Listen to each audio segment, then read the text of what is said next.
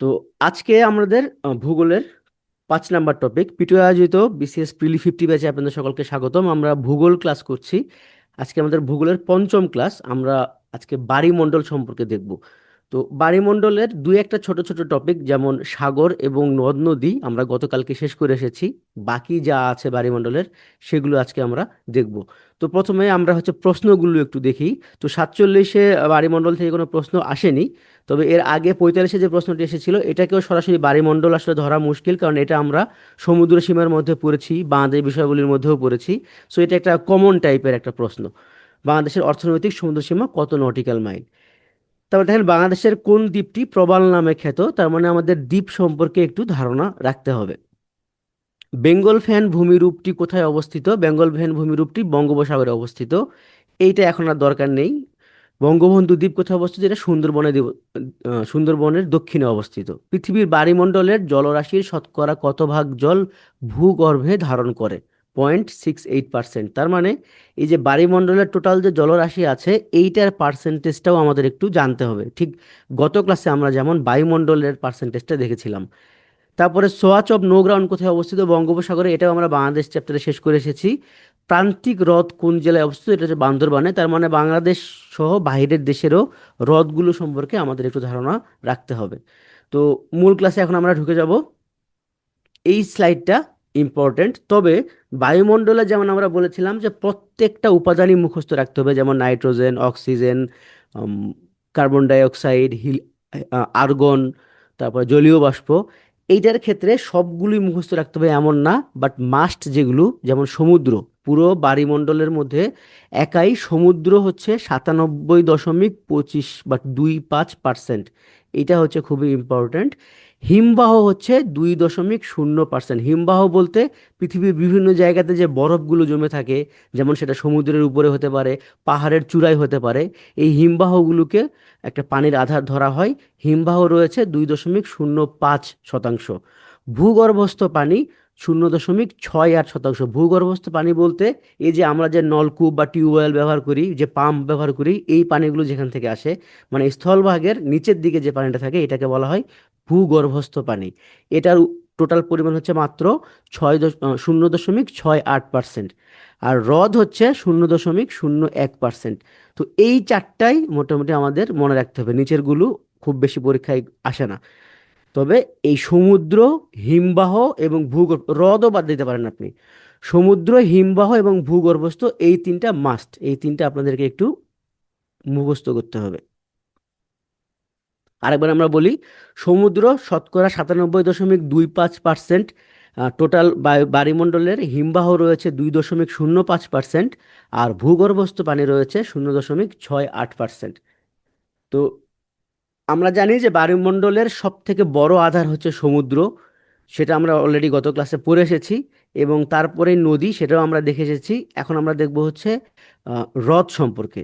তো হ্রদ হচ্ছে এমন একটা পানির আধার যেটার চারপাশেই ব্লক থাকে। তার মানে এমন একটা আধার, যেমন আমরা সাগরে কি দেখেছিলাম, সাগরে অলওয়েজই একটা না একটা দিক ল্যান্ডের সাথে কানেক্টেড হয় এবং বাকি অংশটা বড় কোনো একটা মহাসাগর বা কোনো কিছুর সাথে একটু কানেক্টেড থাকে। তো এখন দেখেন, হ্রদ যেটা, মানে আমরা অনেকেই বলি না যে পুকুর, তাহলে কি পুকুরকেও আপনি একটা ওয়ান কাইন্ড অফ হ্রদ বলতে পারেন, কিন্তু আমাদের দেশে যেহেতু এগুলোকে অনেক বিভিন্ন রকম নাম হিসাবে বলা যায়, এই কারণে আমরা পুকুরকে পুকুর বলি, হ্রদকে হ্রদ বলি, আলাদা আলাদা নাম দেই। বাট যেমন অনেকে লেক বলি আমরা। তো এই লেক এগুলো সবই আসলে একই রকমই, আমরা শুধু নামগুলোকে আলাদা আলাদাভাবে দিয়ে রাখছি। যেই পানির আধারটা চারপাশে স্থলভাগ দ্বারা বেষ্টিত, যেমন এই ছবিটা খেয়াল করেন তাহলে বুঝতে পারবেন, এগুলো সবগুলোকেই আসলে হ্রদ বলা হয় বা লেক বলা হয়। তো এখানে কিছু জনপ্রিয় লেকের নাম দেওয়া আছে, আপনারা শুধু কি কি মনে রাখবেন, যেমন কাস্পিয়ান সাগর। কাস্পিয়ান সাগর হচ্ছে পৃথিবীর বৃহত্তম হ্রদ। কাস্পিয়ান সাগর হচ্ছে পৃথিবীর বৃহত্তম হ্রদ। আর এই পানিটা হচ্ছে লবণাক্ত।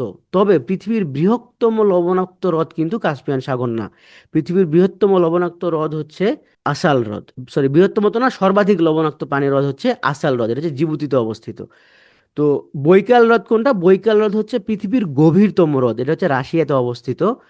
এখানে দুইটা তথ্যই লাগবে, যে বৈকাল হ্রদ কোথায় অবস্থিত। বৈকাল হ্রদ রাশিয়াতে অবস্থিত এবং এইটা হচ্ছে পৃথিবীর গভীরতম হ্রদ।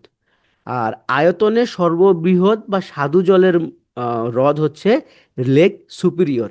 মানে এটা মূলত হচ্ছে পাঁচটা লেক মিলে একত্রে এই লেকটা তৈরি হয়েছে। এটা যুক্তরাষ্ট্র এবং কানাডার মধ্যে অবস্থিত, এবং এই সুপিরিয়র লেক থেকেই কিন্তু নায়াগ্রা জলপ্রপাতটা বের হয়ে আসছে। আর আফ্রিকার বৃহত্তম হ্রদ হচ্ছে ভিক্টোরিয়া হ্রদ। এইটা অত বেশি ইম্পর্ট্যান্ট না, শুধু এইটুকু মনে রাখতে পারেন যে ভিক্টোরিয়া নামে একটা হ্রদ আছে। আর জর্ডান এবং ইসরায়েলে একটা হ্রদ আছে যেটা আমরা অবশ্য সাগর বলি, সেটা হচ্ছে ডেড সি, যেটাতে পানির লবণাক্ততা এত বেশি যে ওইটার উপরে আপনারা ভেসে থাকতে পারবেন। এই ধরনের ঘটনা আমরা ভিডিওতে দেখতে পাই। গ্রেট লেকের কথা এর আগে বললাম, গ্রেট লেক মোটামুটি পাঁচটা লেক মিলে গঠিত। তো এই পাঁচটা লেক আপনাদেরকে হচ্ছে মুখস্থ করতে হবে না, আপনারা শুধু একবার পড়ে নেবেন যে lake superior, lake হুরন, lake Michigan, lake Ontario এবং লেক ইরি। আর আসাল হ্রদটা একটু মনে রাখতে হবে, আসাল হ্রদ হচ্ছে পৃথিবীর সর্বাধিক লবণাক্ত পানির হ্রদ। আর লেক তানজানিকা, এই লেক তানজানিকা হচ্ছে তানজানিয়ায় অবস্থিত, এটা পৃথিবীর দীর্ঘতম হ্রদ, মানে এটা লম্বায় অনেক দীর্ঘ। এছাড়াও দুইটা সাগর আছে যেটাকে হচ্ছে মানে তাদের উম, প্রাকৃতিক বৈশিষ্ট্যগুলো সাগরের মতো, কিন্তু যেহেতু চারপাশে স্থল বেষ্টিত, এই কারণে এগুলোকে আমরা আহ, হ্রদ বলি। যেমন একটা হচ্ছে কাস্পিয়ান সাগর, এই ডান পাশের ছবিটা খেয়াল করেন, এটা হচ্ছে কাস্পিয়ান সাগর। এই কাস্পিয়ান সাগর কিন্তু দেখেন কোথায় কোথায় কাকে কাকে মিলে তৈরি: Russia, Kazakhstan, Iran, Turkmenistan, Azerbaijan, এই সবগুলো দেশ মিলে হচ্ছে এই কাস্পিয়ান সাগরটা হচ্ছে ইনক্লুডেড। তবে অনেকেই বলে যে ব্ল্যাক সিও তো এরকম হবে, তাহলে কিন্তু ব্ল্যাক সি আসলে সাগরের সাথে কানেক্টেড আছে। ব্ল্যাক সি কীভাবে সাগরের সাথে কানেক্টেড দেখেন, এই যে সি অফ আজব, এইটা হচ্ছে রাশিয়ার অন্তর্গত। সি অফ আজব দিয়ে ব্ল্যাক সিতে আসা যায়, এবং ব্ল্যাক সি দিয়ে এই যে এখানে তুর্কির এখানে বসফরাস প্রণালী এসে, এই বসফরাস প্রণালী দিয়ে তুর্কি দিয়ে মেডিটেরিয়ান সিতে চলে যাওয়া যায়। এই কারণে এটাকে আমরা প্রপারলি সি বলি, ব্ল্যাক সিকে আমরা হ্রদ বলি না। হ্রদ বলি শুধুমাত্র আমরা এই কাস্পিয়ান সি, এবং ডান পাশে দেখেন লেক বৈকাল, লেক বৈকাল বা হচ্ছে লেক বেইকাল হ্রদ বলা হয় এটাকে। আমরা বাংলায় বৈকাল বললেও এটাকে বেইকাল বলা হয় মূলত। তো এই দুইটা একই সঙ্গে সাগরের মতো, যেহেতু তাদের ক্যারেক্টারিস্টিক সবই সাগরের সাথে মিলে যায়, মানে এখানে জোয়ার ভাটা হয়, মানে একদিকে জোয়ার হলে আরেকদিকে ভাটা হয়, সবগুলো মানে সাগরের যে উপাদান বা যে বৈশিষ্ট্যগুলো সবই এদের মধ্যে পাওয়া যায় বলে এই কাস্পিয়ান সি এবং লেক বৈকালকে সিও বলা হয়। বাট গঠনগত দিক থেকে এই দুইটা হচ্ছে হ্রদ। লেক ভিক্টোরিয়া, এটা হচ্ছে আফ্রিকার বৃহত্তম লেক, এটা এগুলো দরকার নেই, এটা হচ্ছে বাদ দিতে পারেন। গ্রেট লেকস হচ্ছে ইউএসএ তে অবস্থিত, পাঁচটা লেক মিলে এটা গঠিত, যে lake superior, lake হুরন, lake Michigan, lake area এবং লেক অন্টারিও। তো বাহিরের তো পড়লাম, এখন আমাদের বাংলাদেশের হ্রদ যদি একটু দেখি। বাংলাদেশের সব থেকে জনপ্রিয় হ্রদ হচ্ছে কাপ্তাই হ্রদ। এই কাপ্তাই হ্রদ কোথায় অবস্থিত? রাঙামাটিতে অবস্থিত। রাঙামাটির কাপ্তাইতেই এই কাপ্তাই হ্রদ অবস্থিত। এটা আরেকটা কারণে বিশিষ্ট, সেটা হচ্ছে এখানে বাংলাদেশের একমাত্র যে পানি বিদ্যুৎ কেন্দ্র, এইটা কিন্তু এই কাপ্তাই হ্রদে অবস্থিত। আরেকটা জনপ্রিয় হ্রদ হচ্ছে বান্দরবানের হলুদিয়ায় অবস্থিত প্রান্তিক হ্রদ। হ্যাঁ, এইখানে হচ্ছে এটা একটা কৃত্রিম হ্রদ। আর ফয়েজ লেক, এইটাও একটা কৃত্রিম হ্রদ। ফয়েজ লেক হচ্ছে চট্টগ্রামে অবস্থিত। তো এইটা অনেকে একটু কনফিউশন হয় যেন আপনারা, যে এটা কৃত্রিম লেক কেন বলা আছে। তো এখানে আমি আপনাদেরকে একটু ক্লিয়ার করে দেই, যেই লেকটা সংস্কার করা হয়েছে, মানে মানুষের মাধ্যমে সংস্কার করা হয়েছে, এর আগেও সেখানে মানে এমন না যে পুরো লেকটাই একদম মানুষের দ্বারা হ্যান্ডমেড, এরকম না। সেখানে একটা জলাধার আগে থেকেই ছিল, কিন্তু সেই জলাধারটাকে একটা শেপ দেওয়া হয়েছে, রেনোভেট করা হয়েছে। যেই লেকগুলোকে রেনোভেট করা হয় সেগুলোকে বলা হয় আর্টিফিশিয়াল লেক। তো এই কারণেই এই প্রান্তিক হ্রদ এবং ফয়েজ লেক, এই দুইটাকেই কৃত্রিম লেক ধরা হয়, এগুলোকে প্রাকৃতিক লেক বলা হয় না। অপরদিকে কাপ্তাই হ্রদ কিন্তু একটা প্রাকৃতিক হ্রদ।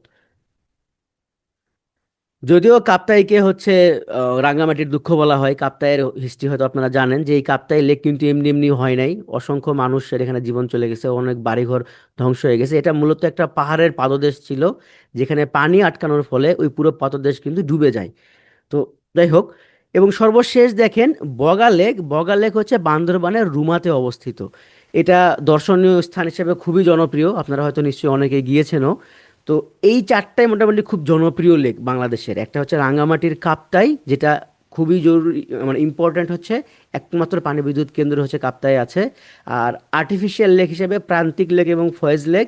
এই দুইটা আরেকটা কারণেও আর্টিফিশিয়াল বলতে পারেন, এই দুইটা হচ্ছে পর্যটন কেন্দ্র। মানে পর্যটন বলতে হচ্ছে কৃত্রিম যে পর্যটন কেন্দ্রগুলো আছে না, মানে এখানে গেলে ধরেন যে বাচ্চা কাচ্চাকে নিয়ে খেলাধুলা করা যাওয়ার সুযোগ থাকে, তারপরে বিভিন্ন রাইড শেয়ারিং থাকে, এরকম অনেকগুলো স্কোপ হচ্ছে এই প্রান্তিক লেক এবং ফয়েজ লেকে আছে। কিন্তু বগাল লেকটাতে আবার এই ধরনের স্কোপগুলো নেই, এটা একদমই পাহাড়ের উপরে। তো এই বগাল লেকটা হচ্ছে পাহাড় বেষ্টিত একটা জলরাশি, এবং এটা উঁচুতে, বাকিগুলো কিন্তু অতটা উঁচুতে না, বগাল লেকটা মোটামুটি বেশ উঁচুতে অবস্থিত। তো এই চারটা আপনারা মনে রাখলেই মোটামুটি হবে। আর খাল কোনটা, যেইটা কোনো এক্সিস্টই করতো না, মানে একদম পুরোপুরি একটা ল্যান্ড আছে, সেই ল্যান্ডের মাঝ বরাবর আপনি একটা খাল খনন করলেন, মানে একটা পানির রাস্তা তৈরি করলেন, এই ধরনের মানব সৃষ্ট কোনো জলপ্রবাহ তৈরি করা হলে সেইটাকে বলা হবে খাল বা ক্যানেল। তো সব থেকে জনপ্রিয় খাল, আমরা মানে যখন ছোটবেলা থেকেই পড়ে আসছি এটা, সেটা হচ্ছে পানামা খাল। তো পানামা খালটার অবস্থানটা কোথায় দেখেন, পানামা খালটা হচ্ছে নর্থ আমেরিকা এবং সাউথ আমেরিকার মোটামুটি মাঝখান দিয়ে চলে গেছে। পানামা নামে যে দেশটা আছে, সেই পানামা দেশের মাঝখানে এটা অবস্থিত। এইটা যুক্ত করেছে কাকে কাকে, আটলান্টিক এবং প্রশান্ত মহাসাগরকে যুক্ত করেছে। কিভাবে, এই যে এই পাশে খেয়াল করেন, এই পাশে হচ্ছে প্যাসিফিক সাগর, সরি ওশেন, আর এই পাশে হচ্ছে আটলান্টিক ওশেন, তাহলে এই দুই মহাসাগরকে যুক্ত করেছে পানামা খাল। আর পৃথক করেছে কাকে কাকে, উত্তর আমেরিকাকে এবং দক্ষিণ আমেরিকাকে পৃথক করেছে। তো এই খালটা প্রায় 80 কিলোমিটার দৈর্ঘ্য। তার মানে বুঝতে পারতেছেন এটা কতখানি দীর্ঘ। তবে পুরো 80 কিলোমিটারে কিন্তু খাল তৈরি করতে হয়নি, কিছু কিছু ছোট ছোট পানির লেয়ার ছিলই, নির্দিষ্ট কিছু জায়গাতেই শুধু খাল করতে হয়েছে। এরপরে আরেকটা জনপ্রিয় খাল হচ্ছে সুয়েজ খাল বা সুয়েজ ক্যানেল। এটা কোথায় অবস্থিত, এটা হচ্ছে ইজিপ্টে অবস্থিত। এই যে দেখেন, ইজিপ্ট কিন্তু পুরোপুরি এই পর্যন্ত, হ্যাঁ, এই যে পুরোপুরি এই পর্যন্ত ইজিপ্ট, এই যে অংশটা, এইটা হচ্ছে ইজিপ্টেরই একটা দ্বীপ। এই দ্বীপটার নাম বলেন তো, আপনারা তো এটা আন্তর্জাতিক এটা পড়ানো হয়েছে। এই যে আমি এখানে মার্ক করে দিচ্ছি, এই দ্বীপটার নাম কি, সরি, রাইট, সিনাই উপত্যকা, থ্যাংক ইউ। আচ্ছা, একজন ইনি যেন জিজ্ঞেস করলেন, জিয়াউল হক ভাই জিজ্ঞেস করছেন যে পানামা দেশটা কি দুই মহাদেশে অবস্থিত? না, পানামা দেশটা হচ্ছে মধ্য আমেরিকায় অবস্থিত। ক্যারিবীয় যে এলাকাটা বলে, মানে মেক্সিকো ঠিক যেখানে শেষ হয়েছে, ক্যারিবীয় এলাকার একটা দেশ হচ্ছে পানামা। ওকে, তাহলে দেখেন এখানে সিনাই উপত্যকা কিন্তু ইজিপ্টের মাঝখানেই। এর ফলে এই সুয়েজ যে ক্যানেলটা এখানে গঠন করা হয়েছে, এটা কিন্তু পুরোপুরি একক সত্য হিসেবে এটা ইজিপ্টেরই অংশ। তো এইটা কাকে কাকে কানেক্ট করছে দেখেন, মেডিটেরিয়ান সি বা হচ্ছে ভূমধ্য সাগরকে লোহিত সাগরের সাথে এটা সংযুক্ত করেছে। আর পৃথক করেছে কাকে, এশিয়া এবং আফ্রিকা মহাদেশকে। মানে এই দিক দিয়ে সহজেই আপনি এটা ক্রস করলে এশিয়া মহাদেশের মধ্যে ঢুকতে পারবেন। যেমন এখানে সরাসরি ঢুকলে আপনি ইসরায়েলে ঢুকতে পারবেন, সৌদি আরবে ঢুকতে পারবেন, লেবাননে ঢুকতে পারবেন, সরি, লেবানন তো না, এইটার যেন কি নাম, লেবানন তো এইটা, আচ্ছা এই মুহূর্তে আমার এই এই দেশটার নাম মনে পড়তেছে না। এগুলো সব দেশে আপনি ইজিলি মুভ করতে পারবেন। আচ্ছা, এবার এগুলো কেন বিখ্যাত সেটা যদি আমরা দেখি, তাহলে দেখেন, জাহাজ চলাচলে উপযোগী খাল হচ্ছে সুয়েজ খাল। এটাকে করাই হয়েছে জাহাজ চলাচলের জন্য উপযোগী হয়েছে। এবং তার কারণ কি, আমরা যখন আজকে সমুদ্র বন্দরগুলো দেখব, তখন আপনি দেখবেন যে সুয়েজ খালটা আসলে কেন তো গুরুত্বপূর্ণ। এরপরে পৃথিবীর গভীরতম এবং প্রশস্তম খাল হচ্ছে পানামা খাল। এবং এই পানামা খালটা হচ্ছে খুব একটা ইন্টারেস্টিং খাল, কারণ এই জায়গাতে পানিকে বিভিন্ন লেয়ারে উঁচু নিচু করা যায়, যার ফলে পানির হাইট বাড়িয়ে কমিয়ে জাহাজকে সহজেই এক মহাসাগর থেকে আরেক মহাসাগরে পাঠিয়ে দেওয়া হয়। খুব একটা ইন্টারেস্টিং মানে টেকনোলজি এখানে ইউজ করা হয়। মানে পানির হাইট কমিয়ে বেরিয়ে জাহাজকে উঁচু নিচু করার একটা সুযোগ এখানে তৈরি করছে তারা। এবং সব থেকে দীর্ঘতম খাল হচ্ছে চায়নার গ্র্যান্ড খাল। এবং এইটা কিন্তু একটা কৃত্রিম খাল, মানে এইটা একদমই হাতে করা, মানে শ্রমিক দিয়ে তৈরি করা এটা ক্যানেল। এবং এই কৃত্রিম, মানে সবই তো কৃত্রিম, তাহলে এটাকে আবার এক্সট্রা করে কৃত্রিম খাল বলা হচ্ছে কেন? বাকিগুলোতে তারপরেও একটা প্রকৃতির ছোঁয়া থাকে। যেমন ধরেন যে একটু খাল ক্যানেলের মতো ছিল, সেখান থেকে আরো অনেকখানি মানুষ ধরেন যে কেটে তৈরি করে ফেলছে। বাট এই খালটা পুরোটাই হচ্ছে একটা মানে ম্যান মেড প্ল্যান খাল। এবং তার চেয়েও গুরুত্বপূর্ণ, যে কারণে এটাকে কৃত্রিম খাল বলা হয়, এই খালের নিচে সুইমিং পুলের মতো, মানে পুরোটাই হচ্ছে ব্লকেজ করা, কি বলবো এটাকে, মানে ইটা দিয়ে ব্লক করে তৈরি করা। মানে নর্মালি এই যে পানামা খাল বা হচ্ছে সুয়েজ ক্যানেল, এগুলো কিন্তু নিচে জলাধারের মতোই, মানে মাটি পাওয়া যায়, কিন্তু গ্র্যান্ড ক্যানেলটা এরকম না, এটা একদমই হচ্ছে কনস্ট্রাক্টেড। আচ্ছা, এখানে গুগল আর্থের একটা লিংক দেওয়া আছে। আমাদের রেগুলার ক্লাস, মানে যদি অনেক সময় থাকতো আপনাদের, তাহলে আমরা গুগল আর্থে গিয়ে 5-10 মিনিট একটু ঘুরে বেড়াতাম। তো আজকে এটাতে আমরা যাচ্ছি না, লিঙ্কটা দেওয়া থাকলেও আপনারা অনেকে চাইলে এখানে ক্লিক করে গুগল আর্থের ওই ফিলটা নিতে পারেন। এবং এই গুগল আর্থের একটা মজার কথা বলি, এখান থেকে কিন্তু আপনি পৃথিবীর যে কোনো জায়গা আপনি দেখতে পারবেন। ইনফ্যাক্ট আপনি সেখানে নেমে স্ট্রিট ভিউতে নেমেও দেখতে পারবেন, যে যদি কোনো কিছু, যেমন ইতালির কলোসিয়াম যদি দেখতে চান, বা আমাদের যুক্তরাজ্যের যে রানী ছিলেন, তার হচ্ছে যে মানে প্রাসাদ যে ছিল উইন্ডসর ক্যাসেল, সবই আপনি চাইলে এখানে দেখতে পারবেন। আচ্ছা, এরপরে আমরা সমুদ্র বন্দর দেখব। সমুদ্র বন্দরগুলো খুবই ইম্পর্ট্যান্ট একটা বিষয় আন্তর্জাতিকের জন্য। তবে যেহেতু আমরা ভূগোল পড়তেছি, এর পাশাপাশি আমাদের এখন এখানেও একটু ভিজুয়ালাইজেশন তৈরি করার জন্য আমরা এটা এখানে রাখছি। তো আমরা একটু এক নজর একটু সমুদ্র বন্দরগুলো দেখি। এখানে যেগুলো লেখা আছে এগুলো হচ্ছে মোটামুটি বিশ্বের মধ্যে যেগুলো খুবই জনপ্রিয় সমুদ্র বন্দর, শুধু সেইগুলো এখানে ডিফাইন করা আছে। যদি এখানে দেখেন ইউএসএ দেন, প্রথমে দেখেন কানাডায় দেখেন, ভ্যাঙ্কুভার হচ্ছে কানাডার বিখ্যাত সমুদ্র বন্দর। তারপরে সান ফ্রান্সিসকো, নিউ ইয়র্ক এবং নিউ অরলিয়ন্স, এই তিনটা হচ্ছে ইউএস এর সব থেকে বিখ্যাত সমুদ্র বন্দর। তারপরে রিও ডি জেনেরিও, এবং এটা হচ্ছে ব্রাজিলের বিখ্যাত সমুদ্র বন্দর। বুয়েন্স আয়ার্স, এটা হচ্ছে আর্জেন্টিনার বিখ্যাত সমুদ্র বন্দর। তারপরে আর কোথায় দেখানো যেতে পারে, এই কেপ টাউন, এইটা হচ্ছে সাউথ আফ্রিকার সমুদ্র বন্দর। পোর্ট সৈয়দ একটু আগে আমরা পড়লাম, এটা হচ্ছে সুয়েজ ক্যানালের দিকে চলে গেছে, এটা হচ্ছে মিশরের সব থেকে বিখ্যাত সমুদ্র বন্দর। রটারড্যাম হচ্ছে নেদারল্যান্ডের বিখ্যাত সমুদ্র বন্দর। মুম্বাই আমাদের এশিয়ার এইদিকে সব থেকে জনপ্রিয়, মানে দক্ষিণ এশিয়াতে মুম্বাই সিপোর্ট। এরপরেই আমরা যদি সাউথ ইস্ট এশিয়াতে যাই, তাহলে সিঙ্গাপুর পাবো, হংকং পাবো, যদিও এখন হংকংয়ের চেয়েও বেশি জনপ্রিয় হয়ে গেছে। এই হংকং থেকে যদি একটু নিচের দিকে আসি, এই জায়গাতে আছে হচ্ছে গুয়াংজু সিপোর্ট, তার একটু পাশে আছে হচ্ছে সাংহাই, সরি, শেনজেন সিপোর্ট। আর হংকংয়ের এই পাশে এখানে আছে সাংহাই সিপোর্ট। আবার উপরে এই জায়গাতে আছে তিয়ানজিন সিপোর্ট। এই চায়নার এই চারটা সিপোর্টই এখন খুবই জনপ্রিয়। এছাড়াও জাপানে আছে হচ্ছে ইউকোহামা সিপোর্ট, এটা খুবই খুবই জনপ্রিয়। ইউএসএতে দেখা যাচ্ছে, দেখেন, সরি, অস্ট্রেলিয়াতে সিডনি সিপোর্ট। তো এগুলো মোটামুটি হচ্ছে জনপ্রিয় সিপোর্ট। এই ছবিটা যদি আপনারা একবার ওভারলুক করে যান কয়েকবার, আপনারা মোটামুটি একটা ভিজুয়ালাইজেশন তৈরি হয়ে যাবে যে কোন সিপোর্ট কোন দেশে। তারপরেও আমরা এখানে একটু ডিটেলসে দিয়ে রাখছি। যেমন স্কটল্যান্ডের সব থেকে জনপ্রিয় সিপোর্ট হচ্ছে গ্লাসগো।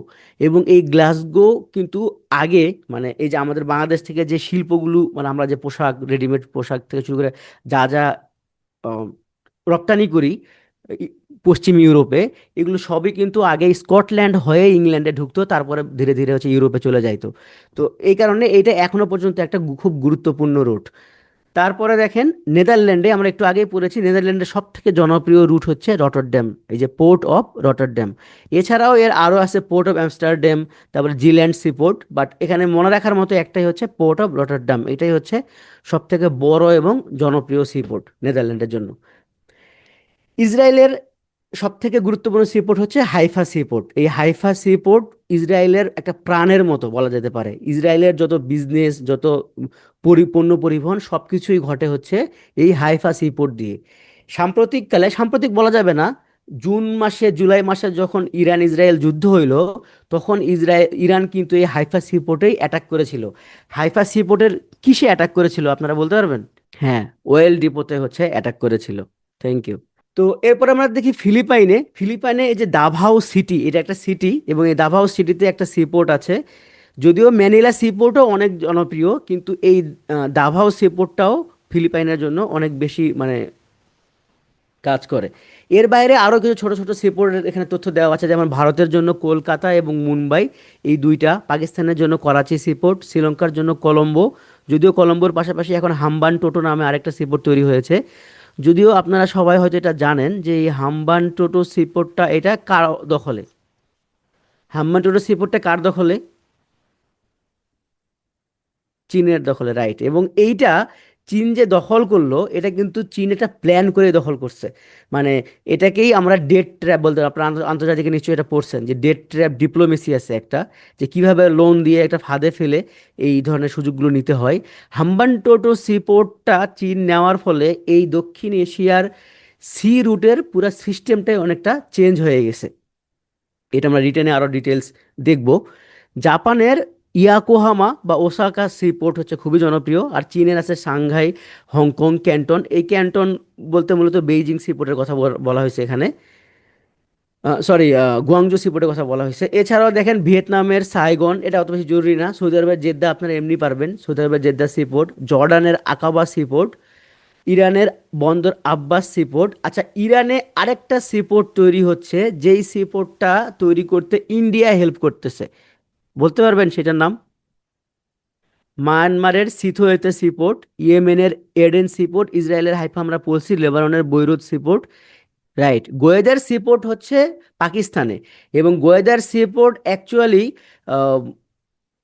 করাচি সিপোর্টেরই একটা এক্সটেনশন অংশ আর কি। কিন্তু গোয়াদার সিপোর্টটাকে আলাদাভাবে করা হয়েছে এই কারণেই, এটা হচ্ছে চীন তৈরি করছে নিজেদের স্বার্থেই, যে এই সিপোর্ট দিয়ে তারা সরাসরি সিপিইসি যেটা আছে, চায়না পাকিস্তান ইকোনমিক করিডোর, ওইটার মাধ্যমে সরাসরি যেন চীনে তারা যাইতে পারে। ওকে, এরপরে আমরা এগুলো দেখছি অলরেডি। স্কটল্যান্ডের গ্লাসগো সিপোর্ট, নেদারল্যান্ডের রটারডাম সিপোর্ট, ফ্রান্সের, এটা ফ্রান্স, এটা জরুরি না। তারপর ধরুন মার্সেলিস সিপোর্ট। ইতালির হচ্ছে নেপলস, এইটা খুবই জনপ্রিয় একটা সিপোর্ট, নেপলস এবং ভেনিস সিপোর্ট। তো ভেনিস আমরা এমনি পারবো, ইতালির ভেনিস, কিন্তু এই নেপলস, যারা ফুটবল খেলা দেখেন তারা হয়তো এটা না, এই নামটার সাথে খুবই পরিচিত। ইতালির বিখ্যাত একটা সিপোর্ট হচ্ছে এটা। এরপর পোল্যান্ডের হচ্ছে ডানজিগ, এটা সচরাচর আসে না, বাট পর্তুগালের রাজধানী লিসবন, এই লিসবন সিপোর্টটাও অনেক জনপ্রিয়, কারণ এই পর্তুগাল এই লিসবন সিপোর্টের মাধ্যমেই কিন্তু একটা সময় বিশ্বের বিভিন্ন দেশে হচ্ছে কলোনিয়ালিজম প্রতিষ্ঠা করেছিল।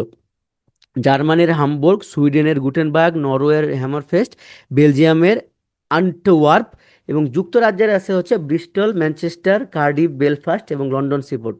এখানে সামহাও রাশিয়া বাদ গেছে। ও, এই যে এখানে আছে, সরি, রাশিয়ার ভ্লাদিভস্টক, এইটা একটা জনপ্রিয় সিপোর্ট।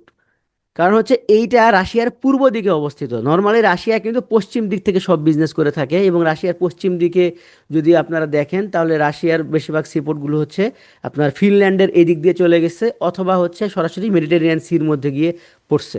আবার আমরা একটু পরে দেখব, যখন আমরা প্রণালী পড়বো সেখানে দেখবো রাশিয়া কিভাবে এই জায়গাতে আটকে আছে। তো এই কারণে এই ভ্লাদিভস্টকটা একটু গুরুত্বপূর্ণ রাশিয়ার জন্য। এগুলো আর লাগবে না, এগুলো পড়বো। আচ্ছা, এখন আমরা আরেকটা গুরুত্বপূর্ণ জায়গায় চলে আসছি। আমরা সিপোর্ট তো পড়লাম, এখন আমরা একটু প্রণালী দেখব। সিপোর্ট মনে হয় আচ্ছা আছে না, ওকে ঠিক আছে। সেভাস্তোপোল, ক্রিমিয়া, এগুলো সবই হচ্ছে রাশিয়ার উত্তর পশ্চিম দিকে। তো এখন আমরা একটু প্রণালী পড়ি। প্রণালী পড়লেও আপনারা বুঝতে পারবেন যে একটা দেশের সিপোর্টগুলো কিভাবে কতখানি গুরুত্বপূর্ণ ভাবে গুরুত্ব রাখে এটা দেশের জন্য। এখানে গুরুত্বপূর্ণ প্রণালীগুলো যদি আমরা আসি, প্রথমেই আসবে হচ্ছে বেরিং প্রণালী। একদম ডান পাশে আপনারা খেয়াল করে দেখেন, এই যে এই জায়গাতে এটা হচ্ছে বেরিং প্রণালী। তো এই বেরিং প্রণালী যুক্ত করেছে কাকে কাকে? উত্তর সাগর এবং বেরিং সাগরকে। আর পৃথক করেছে কাকে? এশিয়া মহাদেশ এবং উত্তর আমেরিকা মহাদেশকে। তবে এখানে যদি আমরা একদম স্পেসিফিক ভাবে বলি, তাহলে পৃথক করেছে রাশিয়া এবং আলাস্কাকে। এরপরে যদি আমরা একটু নিচের দিকে আসি, তাহলে আমরা পাবো হচ্ছে তাতার প্রণালী। এই যে এই কালো দাগটা দেখতে পাচ্ছেন, এটা তাতার প্রণালী। এই তাতার প্রণালী পৃথক করেছে হচ্ছে রাশিয়া এবং শাখালিন দ্বীপকে। শাখালিন দ্বীপকে নিয়ে আপনারা নিশ্চয়ই জানেন যে এটা নিয়ে একটা বড় ধরনের ক্রাইসিস আছে। শাখালিন দ্বীপ যদিও এই মুহূর্তে রাশিয়া কন্ট্রোল করে রাখছে, মানে রাশিয়ার অধীনে আছে, কিন্তু এই শাখালিন দ্বীপপুঞ্জ কিন্তু জাপান বলে যে এটা তাদের অন্তর্গত, কিন্তু এখনো পর্যন্ত এটা রাশিয়ার হস্তক্ষেপ হিসেবেই আছে। এরপরে কোরিয়ান প্রণালী আছে, এটা অত বেশি জনপ্রিয় না, মানে এটা পরীক্ষা আসার সম্ভাবনাও কম। তবে কোরিয়া প্রণালী হচ্ছে আলাদা করছে কাকে কাকে? কোরিয়া এবং জাপানকে। এরপরে আসবে হচ্ছে ফরমুজা প্রণালী, এইটা একটু ইম্পর্টেন্ট। এই যে এইটা একটু খেয়াল করেন, এই যে ফরমুজা প্রণালী, কারণ এই ফরমুজা প্রণালী পৃথক করেছে কাকে কাকে? চীন এবং ফরমোজাকে, অর্থাৎ তাইওয়ানকে। এই তাইওয়ানেরই কিন্তু আদি নাম হচ্ছে ফরমোজা। হ্যাঁ, তাইওয়ানের প্রাচীন নাম হচ্ছে ফরমোজা। তাহলে এই ফরমোজা প্রণালী মূলত চীন এবং ফরমোজাকে আলাদা করছে এবং সংযুক্ত করছে কাকে কাকে? দক্ষিণ চীন সাগরের সাথে পশ্চিম, সরি, পূর্ব চীন সাগরকে সংযুক্ত করেছে। তাহলে চীনে যে আমরা অনেক সময় গুলিয়ে ফেলি যে দক্ষিণ চীন সাগর কোনটা আর পূর্ব চীন সাগর কোনটা, আমরা সহজে এখন থেকে মনে রাখতে পারবো যে পূর্ব চীন সাগর এবং দক্ষিণ চীন সাগরকে আলাদা করছে মূলত এই ফরমুজা প্রণালী। এরপরে পৃথিবীর বিখ্যাত যে তিনটা প্রণালী আছে তার মধ্যে প্রথম প্রণালীতে আমরা চলে আসছি, সেটা হচ্ছে মালাক্কা প্রণালী। এইটা হচ্ছে পৃথিবীর সব থেকে বড় একটা চোখ পয়েন্টের একটা, এবং এইটা সব থেকে বড় থ্রেট হচ্ছে চীনের জন্য। কারণ আপনি খেয়াল করেন, এই যে চীন দেশটা, এই চীন দেশে যদি সে সারা পৃথিবীতে যদি বাণিজ্য করতে চায়, তাহলে তাকে কিন্তু এই দিক দিয়ে ঘুরে এই মালাক্কা প্রণালী দিয়েই বের হয়ে তারপরে তাকে এই আম, ভারত বলেন, আফ্রিকা বলেন, ইউরোপ বলেন, আমেরিকা বলেন, সব জায়গায় যেতে হবে। এই কারণে এই চোক পয়েন্ট বা এই মালাক্কা প্রণালীটা চীনের জন্য খুবই খুবই খুবই গুরুত্বপূর্ণ। তবে মালাক্কা প্রণালী এই মুহূর্তে নিয়ন্ত্রণ কার মাধ্যমে আছে দেখেন, মালাক্কা প্রণালীর একদম শুরুতে আছে হচ্ছে মূলত সিঙ্গাপুর বন্দর। তবে এটার দায়িত্ব বা এই জায়গাতে সব থেকে কন্ট্রোল বেশি হচ্ছে একদিকে মালয়েশিয়া আর একদিকে ইন্দোনেশিয়া। যদিও এই জায়গাতে কন্ট্রোল সব থেকে বেশি মালয়েশিয়ার, তবে তারপরেও এরা খুব বেশি এখানে ইনভলভমেন্ট রাখতে পারে না। কারণ এই প্রণালী থেকে বের হয়ে আসলেই আপনি উন্মুক্ত ভারত মহাসাগর পাবেন। এই যে এই জায়গাটাকে বলা হয় হচ্ছে ভারত মহাসাগর, ইন্ডিয়ান সি। তো এই জায়গাতে আবার ভারতের আধিপত্য অনেক বেশি এই জায়গাটাতে, যার ফলে এই মালাক্কা প্রণালীতে একই সঙ্গে ভারতেরও যেমন একটা আধিপত্য আছে, চীনও এই জায়গাতে কন্ট্রোল করার চেষ্টা করে। এই কারণে এই জায়গাতে কিছুদিন পর পরই দেখবেন যে ভারত নৌবহর দিয়ে একটা মহড়া করে, চীন এসে মহড়া করে, ইউএসএ ভারতের সাথে অ্যালাই করে মহড়া করে। এই মহড়াগুলো করার কারণ হচ্ছে একটাই, যে প্রতিপক্ষ শক্তিশালী দেশগুলোকে একটু ভয় দেখানো, যে আমরা কিন্তু এখানে এখনো সচল আছি। তো এই দিক দিয়ে যদি আমরা এখন বের হয়ে আসি মালাক্কা প্রণালীতে, তাহলে মালাক্কা প্রণালী আলাদা করলো কাকে কাকে? মালাক্কা প্রণালী আলাদা করলো হচ্ছে মালয়েশিয়া এবং ইন্দোনেশিয়াকে। আর সংযুক্ত করলো কাকে কাকে দেখেন, দক্ষিণ চীন সাগরকে, বা জাভা সাগরে বলতে পারেন, জাভা সাগর অথবা দক্ষিণ চীন সাগরকে বঙ্গোপসাগর বা ভারত মহাসাগরকে সংযুক্ত করলো। এখানে অনেকগুলো সি আছে, হ্যাঁ, সুতরাং এগুলো সবই হবে। যেমন এই যে এইটা হচ্ছে আন্দামান সাগর, এইটা হচ্ছে বঙ্গোপসাগর, আর এইটা হচ্ছে ভারত মহাসাগর। তার মানে যে কারণে থাকতে পারে পরীক্ষায়, আন্দামান সাগর থাকতে পারে, বঙ্গোপসাগর থাকতে পারে, ভারত মহাসাগর থাকে, এগুলো সবগুলোকেই সংযুক্ত করবে কার সাথে? এই যে দক্ষিণ চীন সাগরের সাথে করতে পারে, তারপরে জাভা সাগরের সাথে করতে পারে। তাহলে এই দুইটার সঙ্গে এই তিনটার সংযোগ ঘটালো, আর আলাদা করলো কাকে কাকে? ইন্দোনেশিয়া এবং মালয়েশিয়াকে। আর তার নিচেই দেখেন সুন্দা প্রণালী আছে, এই সুন্দা প্রণালী হচ্ছে আলাদা করছে। এটা আলাদা করছে বলতে ইন্দোনেশিয়ারই দুইটা অংশ, ইন্দোনেশিয়ারই একটা জাভা দ্বীপ আর একটা হচ্ছে এই পাশের দ্বীপটা আমার এই মুহূর্তে নাম মনে পড়তেছে না, এই দুইটা জায়গাকে হচ্ছে সে মানে ভাগ করে ফেলছে। আচ্ছা, সুমাত্রা দ্বীপ মনে পড়ছে। আর এই মাঝখান দিয়ে যে প্রণালীটা চলে গেছে এইটাকে হচ্ছে সুন্দা প্রণালী বলা হয়। আচ্ছা, এরপরে আমরা ধীরে ধীরে চলে আসলাম দক্ষিণ এশিয়ায় চলে আসলাম। দক্ষিণ এশিয়ায় এসে বাংলাদেশে ঢোকার পর ভারত দিয়ে যখন বের হয়ে যাব, এই জায়গাতে একটা প্রণালী আছে দেখেন, পক প্রণালী। এই পক প্রণালীটা মূলত হচ্ছে ভারত এবং শ্রীলঙ্কাকে আলাদা করে ফেলছে। ব্লক প্রণালী তাহলে কি করছে? ভারত এবং শ্রীলঙ্কাকে আলাদা করে ফেলছে। আর সংযুক্ত করছে কাকে দেখেন, বঙ্গোপসাগরকে আরব সাগরের সাথে সংযুক্ত করছে। তাহলে এখানে পক প্রণালী কি করলো? বঙ্গোপসাগরের সঙ্গে আরব সাগরকে সংযুক্ত করছে। তবে অনেক জায়গাতে একটা তথ্য দেওয়া থাকে দেখবেন, এই যে শ্রীলঙ্কা এবং ভারতের মাঝখানে আমি লাল বর্ডার করে দিচ্ছি দেখেন, মোটা করে, আপনারা নিশ্চয়ই দেখতে পাচ্ছেন। এইখানে খুব ছোট্ট একটা সাগর আছে, খুবই ছোট, এটাকে মান্নার সাগর বলে। এটা মানে উপসাগরের চেয়েও ছোট এটা, কিন্তু অনেক সময় এটা আসে। তাহলে সেক্ষেত্রে অ্যান্সারটা হবে যে সরি, বঙ্গোপসাগরের সঙ্গে মান্নার সাগরকে সংযুক্ত করছে। তবে মান্নার সাগর যদি আমরা বাদ দেই তাহলে এটা আরব সাগরই হবে। আচ্ছা, এরপরে আপনি চলে আসলেন আরব সাগরে। কারণ আরব সাগর থেকে আপনার রাস্তা দুইটা, আপনি হয় তেল কিনতে যাবেন অথবা হচ্ছে প্রোডাক্ট কিনতে যাবেন। এখন তেল কিনতে গেলে সব থেকে বেশি তেল আসে হচ্ছে ইরান থেকে। তো ইরান থেকে তেল নিতে গেলে আপনাকে অবশ্যই এই দিক দিয়ে, সরি, এই যে এই দিক দিয়ে আপনার রুটটা হবে এই বরাবর, আপনি এই দিক দিয়ে ঢুকবেন। তো আপনি যদি এই দিক দিয়ে ইরানে ঢুকতে চান, তাহলে আপনাকে অবশ্যই এখানে হরমুজ প্রণালী ক্রস করতে হবে। তো এই হরমুজ প্রণালীটা হচ্ছে আলাদা করছে কাকে কাকে? আরব উপদ্বীপকে ইরানের সাথে আলাদা করছে। বা যদি স্পেসিফিকভাবে বলেন, তাহলে সংযুক্ত আরব আমিরাত বা ইউএই কে ইরানের সাথে আলাদা করছে হচ্ছে এই হরমুজ প্রণালী। এবং সংযুক্ত করছে কাকে কাকে? পার্সিয়ান গালফ বা পার্সিয়ান উপসাগরের সঙ্গে আরব সাগরকে হচ্ছে সংযুক্ত করছে। তবে এই পার্সিয়ান গালফ বা হচ্ছে হরমুজ প্রণালী কিন্তু সম্পূর্ণভাবেই ইরানের দখলে আছে। এই কারণেই ইরান হচ্ছে এই জায়গাতে ভৌগোলিকভাবে অনেক শক্তিশালী, আর যেইটাই কিন্তু ইউএসএ এর জন্য বা ইসরায়েলের জন্য একটা বড় থ্রেট। আচ্ছা, তাহলে আপনি এখন তেল নিয়ে আসলেন, আপনি তেল নিয়ে আসলেন, বের হয়ে আসলেন। ধরেন আপনি যাবেন হচ্ছে ইউরোপে, আপনি তেল নিয়ে বের হয়ে আসলেন এই দিক দিয়ে। তারপর আপনি যাবেন কোন দিকে? একটা রাস্তা আছে, এই দেখেন এত বড়, এই পুরা আফ্রিকা হয়ে আপনি এই দিক দিয়ে আসবেন। এটা কয়েক হাজার কিলোমিটারের ব্যাপার, কয়েক হাজার, তারও বেশি। এরপরে আপনি ইউরোপে আসবেন। তো এই জন্যই এই এত বড় দূরত্ব যেন ক্রস না করতে হয়, এই জন্যই এখানে সুয়েজ ক্যানেল তৈরি করা হয়েছে। এই যে এখানে দেখেন সুয়েজ ক্যানেল তৈরি করা হয়েছে। তো সুয়েজ ক্যানেলে যাওয়ার আগে আমাদেরকে আরেকটা জায়গায় যেতে হবে, সেটা হচ্ছে এই ইয়েমেনের পাশ দিয়ে আছে হচ্ছে বাবেল মানদেব। বাবেল মানদেব মানে হচ্ছে এটাকে দরজা বলা হয়।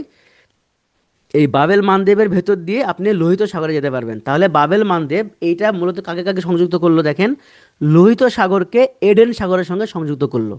তাহলে বাবেল মানদেব কি করলো, লোহিত সাগরকে এডেন সাগরের সঙ্গে সংযুক্ত করলো। আর পৃথক করলো কাকে কাকে, আফ্রিকাকে এশিয়ার সাথে পৃথক করলো। আর যদি আপনি একদম স্পেসিফিক বলতে চান তাহলে আপনি বলতে পারেন ইয়েমেনকে জিবুতির সঙ্গে আলাদা করে ফেললো। তারপরে আপনি লোহিত সাগরে ঢুকলেন, লোহিত সাগর দিয়ে চলে গেলেন, এরপরে পাবেন আপনি সুয়েজ ক্যানেল। সুয়েজ ক্যানেলে আসলে আপনি দেখবেন যে সুয়েজ ক্যানেল পৃথক করলো কাকে কাকে, সিনাই উপত্যকা এবং দেখেন আবার আমি ভুলে গেলাম এই এই দেশটার জন্য কি নাম, ইজিপ্ট, মিশর। তাহলে দেখেন এই মিশরের সাথে হচ্ছে এশিয়াকে পৃথক করে ফেললো, আর সংযুক্ত করলো হচ্ছে ভূমধ্য সাগরের সাথে লোহিত সাগরকে। এরপরে আমরা ভেতরে চলে আসলাম, এখন কিন্তু আমরা ভূমধ্য সাগরে আছি। এবং আমরা গত ক্লাসে পড়েছিলাম ভূমধ্য সাগর মোট কতটি ল্যান্ডের সাথে কানেক্টেড। ভূমধ্য সাগর মোট কতটি ল্যান্ডের সাথে কানেক্টেড, রাইট, ভূমধ্য সাগর 41 ল্যান্ডের সাথে কানেক্টেড। তার মানে 41টি ল্যান্ডের সাথে আপনি ভূমধ্য সাগর একবার যদি ঢুকে যান, সবার সঙ্গেই আপনি চাইলে সম্পর্ক স্থাপন করতে পারবেন। তবে আপনি যদি রাশিয়ায় যেতে চান তাহলে আপনি পড়ে যাবেন ঝামেলার মধ্যে। কিভাবে? রাশিয়ায় যেতে হলে, এখানে তো ছবিটা খুবই ছোট। আচ্ছা, মেহেদি ভাই বলছে এটাকে জুম করতে, এটা তো একটা স্টিল পিকচার, হ্যাঁ, এটাকে জুম করার আর সুযোগ নাই। তারপরে আমি একটু দেখাই আপনাদেরকে, আপনারা একটু খেয়াল করেন, আমি একটু মোটা করেই দেখানোর চেষ্টা করতেছি। এই যে এখানে কালো যে দাগটা দেখতে পাচ্ছেন, সরি, এই যে এইটা, এটাকে বলা হচ্ছে বসফরাস প্রণালী। এই বসফরাস প্রণালী হচ্ছে পুরোটাই তুরস্কের কন্ট্রোলে অবস্থিত, মানে এরা পুরোটাই হচ্ছে তুরস্ক কন্ট্রোল করে। তো এই বসফরাস প্রণালী সংযুক্ত করছে কাকে কাকে দেখেন, ব্ল্যাক সি মানে কৃষ্ণ সাগরকে ভূমধ্য সাগরের সাথে কানেক্টেড করছে। এবং এই যে রাশিয়া, রাশিয়া যদি এই আফ্রিকা, তারপরে ইউএসএ, এদের কারোর সাথে যদি কোনো বাণিজ্য করতে চায়, তাহলে রাশিয়াকে অবশ্যই এই বসফরাস প্রণালী দিয়েই বাইরে আসতে হয়। এই কারণে রাশিয়া তুরস্কের উপরে কিন্তু এই জায়গাটাতে ডিপেন্ডেন্ট। কারণ কি, এই যে এর আগে আমরা যেই আহ, বন্দরগুলো দেখে আসলাম, এই বন্দরগুলো বেশিরভাগ সময় শীতকালে হচ্ছে হয়ে যায়, বরফে ঢেকে যায়, যার ফলে সেই বন্দরগুলো আর ইউজ করার মতো অবস্থায় থাকে না। যার ফলে এই জায়গাতে তুরস্ক কিন্তু রাশিয়ার জন্য একটা ডিপেন্ডেন্ট জায়গা তৈরি করে ফেলে, এবং এই কারণেই তুরস্ক এই জায়গাতে একটা ভৌগোলিক একটা শক্তি হিসেবে কাজ করে। অনেকেই যে আমরা বলি যে তুরস্ক অনেক শক্তিশালী হ্যান ত্যান, তুরস্ক যতখানি না মানে নিজেদের দিক থেকে শক্তিশালী, তার চেয়ে বেশি বড় শক্তিশালী হচ্ছে ভৌগোলিক কারণে। এই ভৌগোলিক এই শক্তিটা কাজে লাগিয়েই, আপনাদের নিশ্চয়ই মনে আছে 22 সালে যখন রাশিয়া ইউক্রেন যুদ্ধ শুরু হয়, তার পরবর্তীতে যখন মধ্যস্থতা করা হয়, ইউএসএ কিন্তু মধ্যস্থতায় কিছুই করতে পারেনি। বরং আমরা দেখছিলাম তুরস্ক গিয়ে মধ্যস্থতা করে আসে, এবং তুরস্ক গিয়ে মধ্যস্থতা করার পরেই কিন্তু সারা পৃথিবীতে, আপনাদের যদি মনে থাকে, সারা পৃথিবীতে কিন্তু ফুড চেইন একদম ধ্বংস হয়ে গেছিল। মানে জিনিসপত্রের দাম, তেলের দাম এত পরিমাণে বেড়ে যায় যে খুবই একটা ভালনারেবল অবস্থা হয়ে গেছিল। সেই সময় তুরস্ক গিয়ে রাশিয়াকে কিন্তু এই জিনিসটা বুঝতে পেরেছিল যে যুদ্ধ তোমরা করো, হোয়াট এভার, যা খুশি করো, কিন্তু এই চ্যানেলটা বন্ধ করো না, এই দিক দিয়ে যাতায়াত ব্যবস্থাটা সব থাক। এবং এই দায়িত্বটাও তুরস্ক নিজে নিয়েছিল বলেই পরবর্তীতে কিন্তু সেটাকে আবার ব্যালেন্স করা গিয়েছে। কিন্তু ফর্চুনেটলি আমাদের বাংলাদেশের মানুষজন অনেক ভালো। এই যে ওই সময় তেলের দাম যেটা বেড়ে গিয়েছিল, আজকে প্রায় 3 বছর পার হয়ে গেল, এখন তেলের দাম বাড়তেই আছে। তেলের দামও কেউ কমায়নি, খাবারের দামও কেউ কমায়নি। আচ্ছা, এরপরে আমরা ভূমধ্য সাগর থেকে আবার যদি আমরা বাম দিকে যাই, তাহলে আমরা পাবো হচ্ছে জিব্রাল্টার প্রণালী। তো জিব্রাল্টার প্রণালীর সংযুক্ত করেছে কাকে কাকে দেখেন, ভূমধ্য সাগরকে আটলান্টিক মহাসাগরের সঙ্গে সংযুক্ত করছে। আর পৃথক করেছে কাকে কাকে, মরক্কোকে এবং স্পেনকে। তাহলে আমরা জিব্রাল্টার প্রণালীতে কি পাইলাম, যে পৃথক করেছে স্পেনকে, এই যে স্পেনকে মরক্কোর সাথে পৃথক করেছে। আর সংযুক্ত করেছে কাকে কাকে, ভূমধ্য সাগরকে আটলান্টিক মহাসাগরের সঙ্গে সংযুক্ত করেছে। তো এই যে কয়টা আমরা ক্যানেল পড়লাম, সব না, শুধুমাত্র আমি আবারও বলতেছি, এই ফরমোজা প্রণালী, মালাক্কা প্রণালী, পক প্রণালী, হরমুজ প্রণালী, সুয়েজ প্রণালী, বসফরাস এবং জিব্রাল্টার, এই কয়টা পড়লে আপনাদের হয়ে যাবে। এবং এই ছবিটা আমি এক্সট্রা করে আপনাদেরকে আমি দিয়ে দেবো টেলিগ্রামে, আপনারা ওই জায়গাতে চাইলে জুম করে করে পড়তে পারবেন, সমস্যা নেই। এবং এটা 2-3 বার আপনারা দেখলে পুরোটা আপনাদের এমনি মাথায় থাকবে ফর শিওর ইনশাল্লাহ। এর বাইরে পানামা খাল আমরা অলরেডি একবার দেখে ফেলছি, সো এখানে এক্সট্রা করে আর আমাদের দেখার কিছু নাই। এতক্ষণ ধরে যা পড়লাম সবই এখানে একটু ডিটেলসে লেখা আছে, আপনারা এখানে চাইলে ম্যাপে না বুঝলে এখান থেকে একটু মুখস্থ করে নিতে পারেন। এছাড়াও প্রণালী সম্পর্কে আরও কিছু এক্সট্রা তথ্য দেওয়া আছে, যেমন আলাস্কা উপসাগর কোথায় অবস্থিত। আলাস্কা উপসাগর উত্তর আমেরিকায় অবস্থিত। এরপরে হচ্ছে ওমান হরমুজ প্রণালী কাকে কাকে সংযুক্ত করেছে, ওমান উপসাগর এবং পারস্য উপসাগরকে সংযুক্ত করছে। তারপরে বাবেল মানদ্বীপ কাকে সংযুক্ত করছে, এডেন উপসাগর এবং লোহিত সাগরকে সংযুক্ত করছে। এবার আমরা চলে আসছি দ্বীপে। তা আমরা সব দ্বীপ পড়বো না, শুধুমাত্র কিছু গুরুত্বপূর্ণ দ্বীপই আমরা দেখব। আচ্ছা হ্যাঁ, দার্দানেলেস প্রণালীটা হচ্ছে আপনার এইখানেই। এটা ছবিটা এত ছোট যে আমি ওখানে দেখাতে পারতেছি না। আমি যদি একটু এখানে দেখানোর চেষ্টা করি, আচ্ছা এখানে এক্সাক্ট আসবে না। মানে আপনার তুরস্কের ভেতরেই দুইটা প্রণালী আছে। একটা হচ্ছে সরাসরি তুরস্ককে আলাদা আলাদা করছে, ইস্তাম্বুল এবং পূর্ব তুরস্ককে, সেটাকে বলা হয় বসফরাস প্রণালী। আর দার্দানাস প্রণালীটা হচ্ছে একদম শুরুতে, যেখান থেকে এজিয়ান সাগর দিয়ে আপনি ভূমধ্য সাগরে ঢুকবেন, ওইটাকে বলা হয় দার্দানাস প্রণালী। এটা আপনি ম্যাপ যখন জুম করবেন ম্যাপে আপনি এমনিতেই পেয়ে যাবেন। আচ্ছা এখন আমরা দ্বীপে চলে আসি। আমাদের এশিয়াতে যদি আমরা দ্বীপ দেখি, খুবই জনপ্রিয় একটা দ্বীপ হচ্ছে জাভা দ্বীপ। এই জাভা দ্বীপটা হচ্ছে ভারত মহাসাগরে অবস্থিত। এই জাভা দ্বীপেই ইন্দোনেশিয়ার রাজধানী জাকার্তা অবস্থিত। তবে আমরা সাম্প্রতিক শুনেছি যে ইন্দোনেশিয়া তার রাজধানী পরিবর্তন করতেছে। তো ইন্দোনেশিয়ার রাজধানী পরিবর্তন করে কোন দ্বীপে নিয়ে যাচ্ছে, এটা আন্তর্জাতিকের পড়া, রাইট, বর্নিও। তো বর্নিও দ্বীপটা কিন্তু আবার খুব ইন্টারেস্টিং একটা দ্বীপ। হ্যাঁ, এই বর্নিও দ্বীপে কিন্তু দেখেন একই সঙ্গে ইন্দোনেশিয়া আছে, মালয়েশিয়া আছে এবং ব্রুনাই আছে।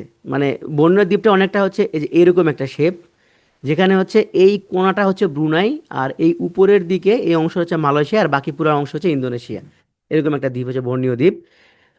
আর নিউগিনি হচ্ছে ইন্দোনেশিয়া এবং পাপুয়া নিউগিনির অন্তর্গত। মানে এই যে এখানে ছবিটা আছে কিনা, মানে এটা হচ্ছে এরকম একটা লম্বা একটা জায়গা, আপনারা ছবিতে দেখতে পারবেন, মানে যখন ম্যাপে দেখবেন এরকম কাটা। এই পাশটা হচ্ছে ইন্দোনেশিয়া আর এই পাশটা হচ্ছে পাপুয়া নিউগিনি। এই দুটাকে একত্রে বলা হয় নিউগিনি দ্বীপ। আর নিকোবর, নিকোবর হচ্ছে ছোটবেলায় আমরা যখনই আন্দামান আর নিকোবর শুনতাম আমরা বুঝতাম যে এখানে মনে হয় জলোচ্ছ্বাস হবে, তাই না? মানে প্রায় পেপারে আসতো যে আন্দামান এবং নিকোবর দ্বীপপুঞ্জে একটা ভূমিকম্প হয়েছে, তার মানে এখন সামনে কিছুদিন আমাদের নিম্নচাপ থাকবে। তো সেই নিকোবর দ্বীপপুঞ্জ এইটা কিন্তু ভারতের অন্তর্গত। হ্যাঁ, যদিও দ্বিতীয় বিশ্বযুদ্ধের সময় এটা জাপান দখল করে ফেলছিল, কিন্তু বর্তমানে এটা ভারতের অন্তর্গত। আচ্ছা জাভা দ্বীপ কোথায় দেখেন, এই যে জাভা দ্বীপ হচ্ছে ইন্দোনেশিয়াতে অবস্থিত। এবারে আমরা দেখব হচ্ছে এশিয়ার আরও কিছু দ্বীপ, যেমন জাপান। জাপান কিন্তু মূলত অনেকগুলো দ্বীপের মানে দ্বীপ মিলে গঠিত, তবে গুরুত্বপূর্ণ চারটা দ্বীপ হচ্ছে Honshu, Kyushu, Shikoku, Hokkaido. Japan হচ্ছে এই চারটা গুরুত্বপূর্ণ দ্বীপে অবস্থিত। কি কি? Honshu, Kyushu, Shikoku, Hokkaido. এখন বলেন যে জাপানের যে রাজধানী, এইটা কোন দ্বীপে অবস্থিত? রাইট, এটা হচ্ছে হোনশু দ্বীপে অবস্থিত। তারপরে পশ্চিম প্রশান্ত মহাসাগরে রয়েছে মিন্দানাও দ্বীপ। এটা মূলত হচ্ছে ফিলিপাইনের একটা অংশ, যেটা হচ্ছে মুসলিম অধ্যুষিত। তো এটা অত বেশি পরীক্ষা আসার মতো না। তবে যে মান্নার দ্বীপ, এই মান্নার দ্বীপ হচ্ছে ভারত মহাসাগরে অবস্থিত, এটা হচ্ছে শ্রীলঙ্কার একটা অংশ।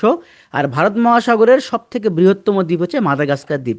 এই মাদাগাস্কার দ্বীপ হচ্ছে আটলান্টিকের খুব কাছাকাছি হওয়ার কারণে এই জায়গার যে ইকোলজি বা ইকোসিস্টেমটা, এটা পৃথিবীর কারোর সাথে কিন্তু মিলে না।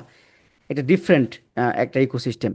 আচ্ছা এছাড়া আরও কিছু যদি দ্বীপ দেখি, পৃথিবীর বৃহত্তম দ্বীপ হচ্ছে গ্রিনল্যান্ড, যেটা হচ্ছে ডেনমার্কের মধ্যে অবস্থিত, বা ডেনমার্ক আহ, অধিকৃত হচ্ছে এই দ্বীপ হচ্ছে গ্রিনল্যান্ড। যদিও ট্রাম্প প্রায় প্রায় বলে গ্রিনল্যান্ড তারা দখল করে নিবে।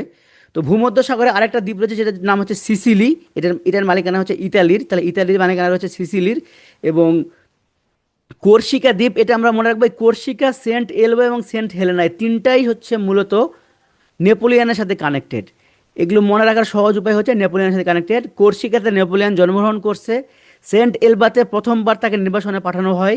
সে ওইখান থেকে ফেরত এসে আবার নতুন করে যুদ্ধ করে, সেই যুদ্ধে হেরে যাওয়ার পর তাকে ফাইনালি সেন্ট হেলেনাতে পাঠানো হয়।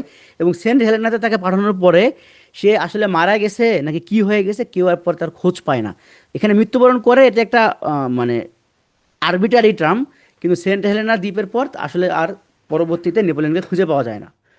এছাড়াও গুয়াম দ্বীপ, গত ক্লাসে আমরা পড়েছিলাম যে গুয়াম দ্বীপটা হচ্ছে একটা ইউএসএ অকুপাইড একটা দ্বীপ। এখান থেকে আমরা একটা মারিয়ানা ট্রেঞ্চে খুব সহজে যেতে পারি। দিয়াগো গার্সিয়া দ্বীপ, এটা হচ্ছে ব্রিটিশ মালিকানার অন্তর্গত, যদিও বর্তমানে মার্কিন নৌবাহিনী এটা ইউজ করতেছে। সুবিক বে হচ্ছে ফিলিপাইনের আহ, একটা দ্বীপ, গুয়ান্তানামো বে হচ্ছে কিউবার একটা দ্বীপ, এবং বাফিম হচ্ছে কানাডার একটা দ্বীপ। এগুলো এখন অত বেশি ইম্পর্টেন্ট না, এগুলো আগে এক সময় খুব বেশি ইম্পর্টেন্ট ছিল। যেমন আরব উপদ্বীপ, আরব উপদ্বীপ বলতে আরবের যে দেশগুলো আছে সবগুলোকে একত্রে আরব উপদ্বীপ বলা হয়। কোরিয়া উপদ্বীপ বলতে উত্তর কোরিয়া এবং দক্ষিণ কোরিয়াকে একত্রে কোরীয় দ্বীপ বলা হয়। ইতালীয় দ্বীপ বলতে আপনি ইতালির ছবিটা দেখলে বুঝতে পারবেন, এই যে একদম এরকম একটা জায়গা। এরপরে এটা হচ্ছে ইউরোপ, এটা ইউরোপ, কিন্তু ইতালিটা হচ্ছে এরকম দেখতে, এই কারণে এটাকে হচ্ছে ইতালিয়ান উপদ্বীপ বলা হয়। আর সিনাই উপদ্বীপ বলতে একটু আগে আমরা ছবি দেখে আসছি, মিশরের সিনাই উপত্যকাকে হচ্ছে একটা সিনাই উপদ্বীপ বলা হয়। এখানে কিছু বিরোধপূর্ণ জায়গার কথা বলা আছে, যেমন কুরিল দ্বীপপুঞ্জ, ফকল্যান্ড দ্বীপপুঞ্জ। আচ্ছা, এটা একটু আমরা বলি কে কার অন্তর আছে, এটা একটু বলি। কুরিল দ্বীপপুঞ্জ যদিও জাপান এবং রাশিয়ার ক্রাইসিস, কিন্তু এটা হচ্ছে রাশিয়া দখল করে আছে। ফকল্যান্ড দ্বীপপুঞ্জ হচ্ছে আর্জেন্টিনা এবং ব্রিটেনের মানে মধ্যে হচ্ছে ক্রাইসিস এটাতে, কিন্তু এটা হচ্ছে মূলত হচ্ছে ইংল্যান্ড দখল করে আছে। শাখালিন দ্বীপপুঞ্জ হচ্ছে রাশিয়া এবং জাপানের একটা ক্রাইসিস, তবে এটাও হচ্ছে রাশিয়া দখলে আছে। সাতিল আরব, এটা হচ্ছে ইরান এবং ইরাকের একটা ক্রাইসিস, এটা যদি সলভ হয়ে গেছে, এটা সর্টেড। সেনকাকু দ্বীপ, এইটা আহ, পূর্ব চীন সাগরে অবস্থিত, এটা একই সঙ্গে জাপানও বলে তাদের, তারপরে চীন বলে তাদের, আবার ওইদিকে আরেকটা দেশ ছিল যেন, রাশিয়া হচ্ছে বলে তাদের। তবে এইটা মূলত এখন চীনের আন্ডারেই আছে সেনকাকু দ্বীপ, যদিও জাপান বলে এটা জাপানের অন্তর্গত। আর স্প্রাটলি দ্বীপ নিয়ে চীন এবং ভিয়েতনামের মধ্যে ক্রাইসিস, যদিও এখন পুরোপুরি এটা চীনের দখলে আছে। তবে আমার কথাগুলো শুনে নিশ্চয়ই আপনারা বুঝতে পারতেছেন যে বেশিরভাগ জায়গাতেই দখল কার আছে, যার আধিপত্য বেশি, এই বিরোধপূর্ণ অঞ্চলগুলো আসলে তার দখলে আছে। কোনো কারণে যদি একটা সময় আমরা দেখি জাপান চীনের চেয়ে বেশি শক্তিশালী হয়ে গেছে, তাহলে ওই দিন দেখবেন জাপান সেনকাকু দখল করে ফেলছে। কোনোদিন যদি আপনি দেখেন যে ভিয়েতনাম চীনের চেয়ে শক্তিশালী হয়ে গেছে, তাহলে দেখবেন যে ভিয়েতনাম এই স্প্রাটলি দখল করে ফেলছে। তার মানে আমরা এটাকে কি বলি, এটাকে আমরা বলি হচ্ছে রিয়ালিজম, বাস্তববাদ। এই বাস্তববাদ আমাদেরকে এই শিক্ষাই দেয় যে জোর যার মুল্লুক তার, যার শক্তি বেশি সেই হচ্ছে বিরোধপূর্ণ জায়গা দখল করে ফেলবে। এই কারণেই ইউএসএ যখন গুয়াম দখল করে সেটা নিয়ে কোনো সমস্যা হয় না, কিন্তু যখন ইরান বা অন্য কেউ যখন ছোটো একটা জায়গা, বা ধরেন তুরস্ক বা সিরিয়া যখন একটা ছোট্ট কুর্দিস্তান দখল করে, তখন এটা নিয়ে পশ্চিম এশিয়ার দেশগুলোর বা পশ্চিমের দেশগুলোর একটা বড় ক্রাইসিস তৈরি হয়। তো জোর যার মুল্লুক তার, এটা থাকবেই। আচ্ছা, আমাদের মোটামুটি ল্যান্ড সংক্রান্ত যেগুলো ছিল তথ্য, এগুলো সব আমাদের পড়া শেষ। আমরা বায়ুমণ্ডলের সর্বশেষ ধাপে চলে আসছি, এখন কোনো ব্রেক না নেই, আমরা শেষ করে দিই, কি বলেন?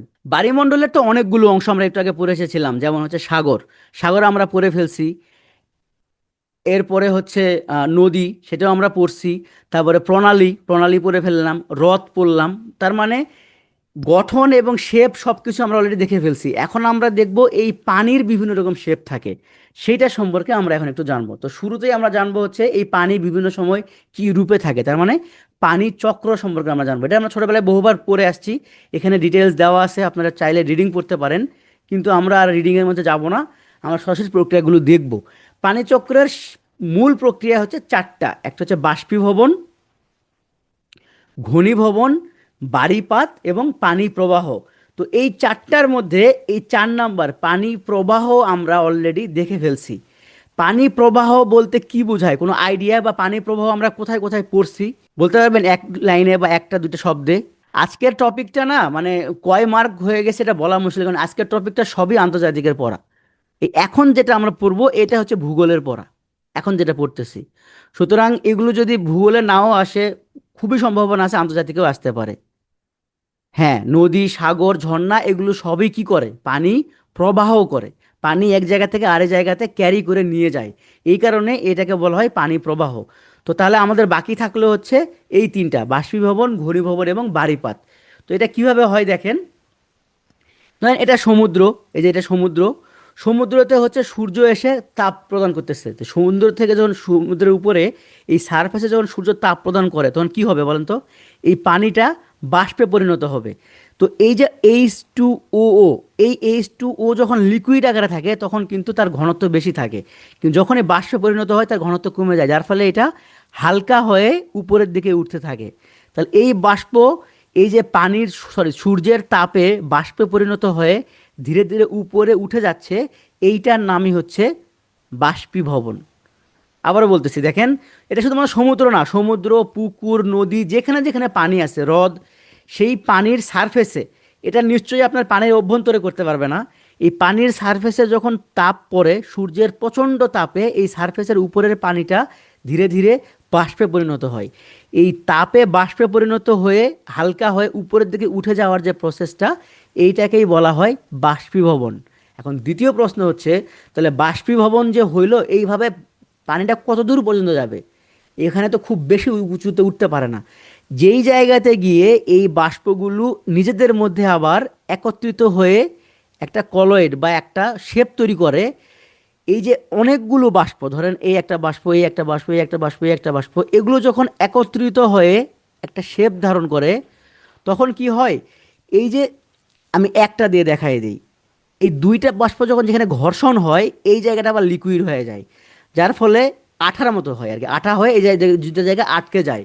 এরকম অসংখ্য বাষ্প নিজেদের মধ্যে আটকে গিয়ে ভেতরে একটা লিকুইড ফর্ম তৈরি করে একটা মেঘ সৃষ্টি করে। আর এই যে সৃষ্টি করার যে প্রসেসটা বললাম আমি, যে বাতাসগুলো এক জায়গায় আটকে গিয়ে ঘন হয়, লিকুইড হয়ে যায়, এইটাকে বলে ঘনীভবন।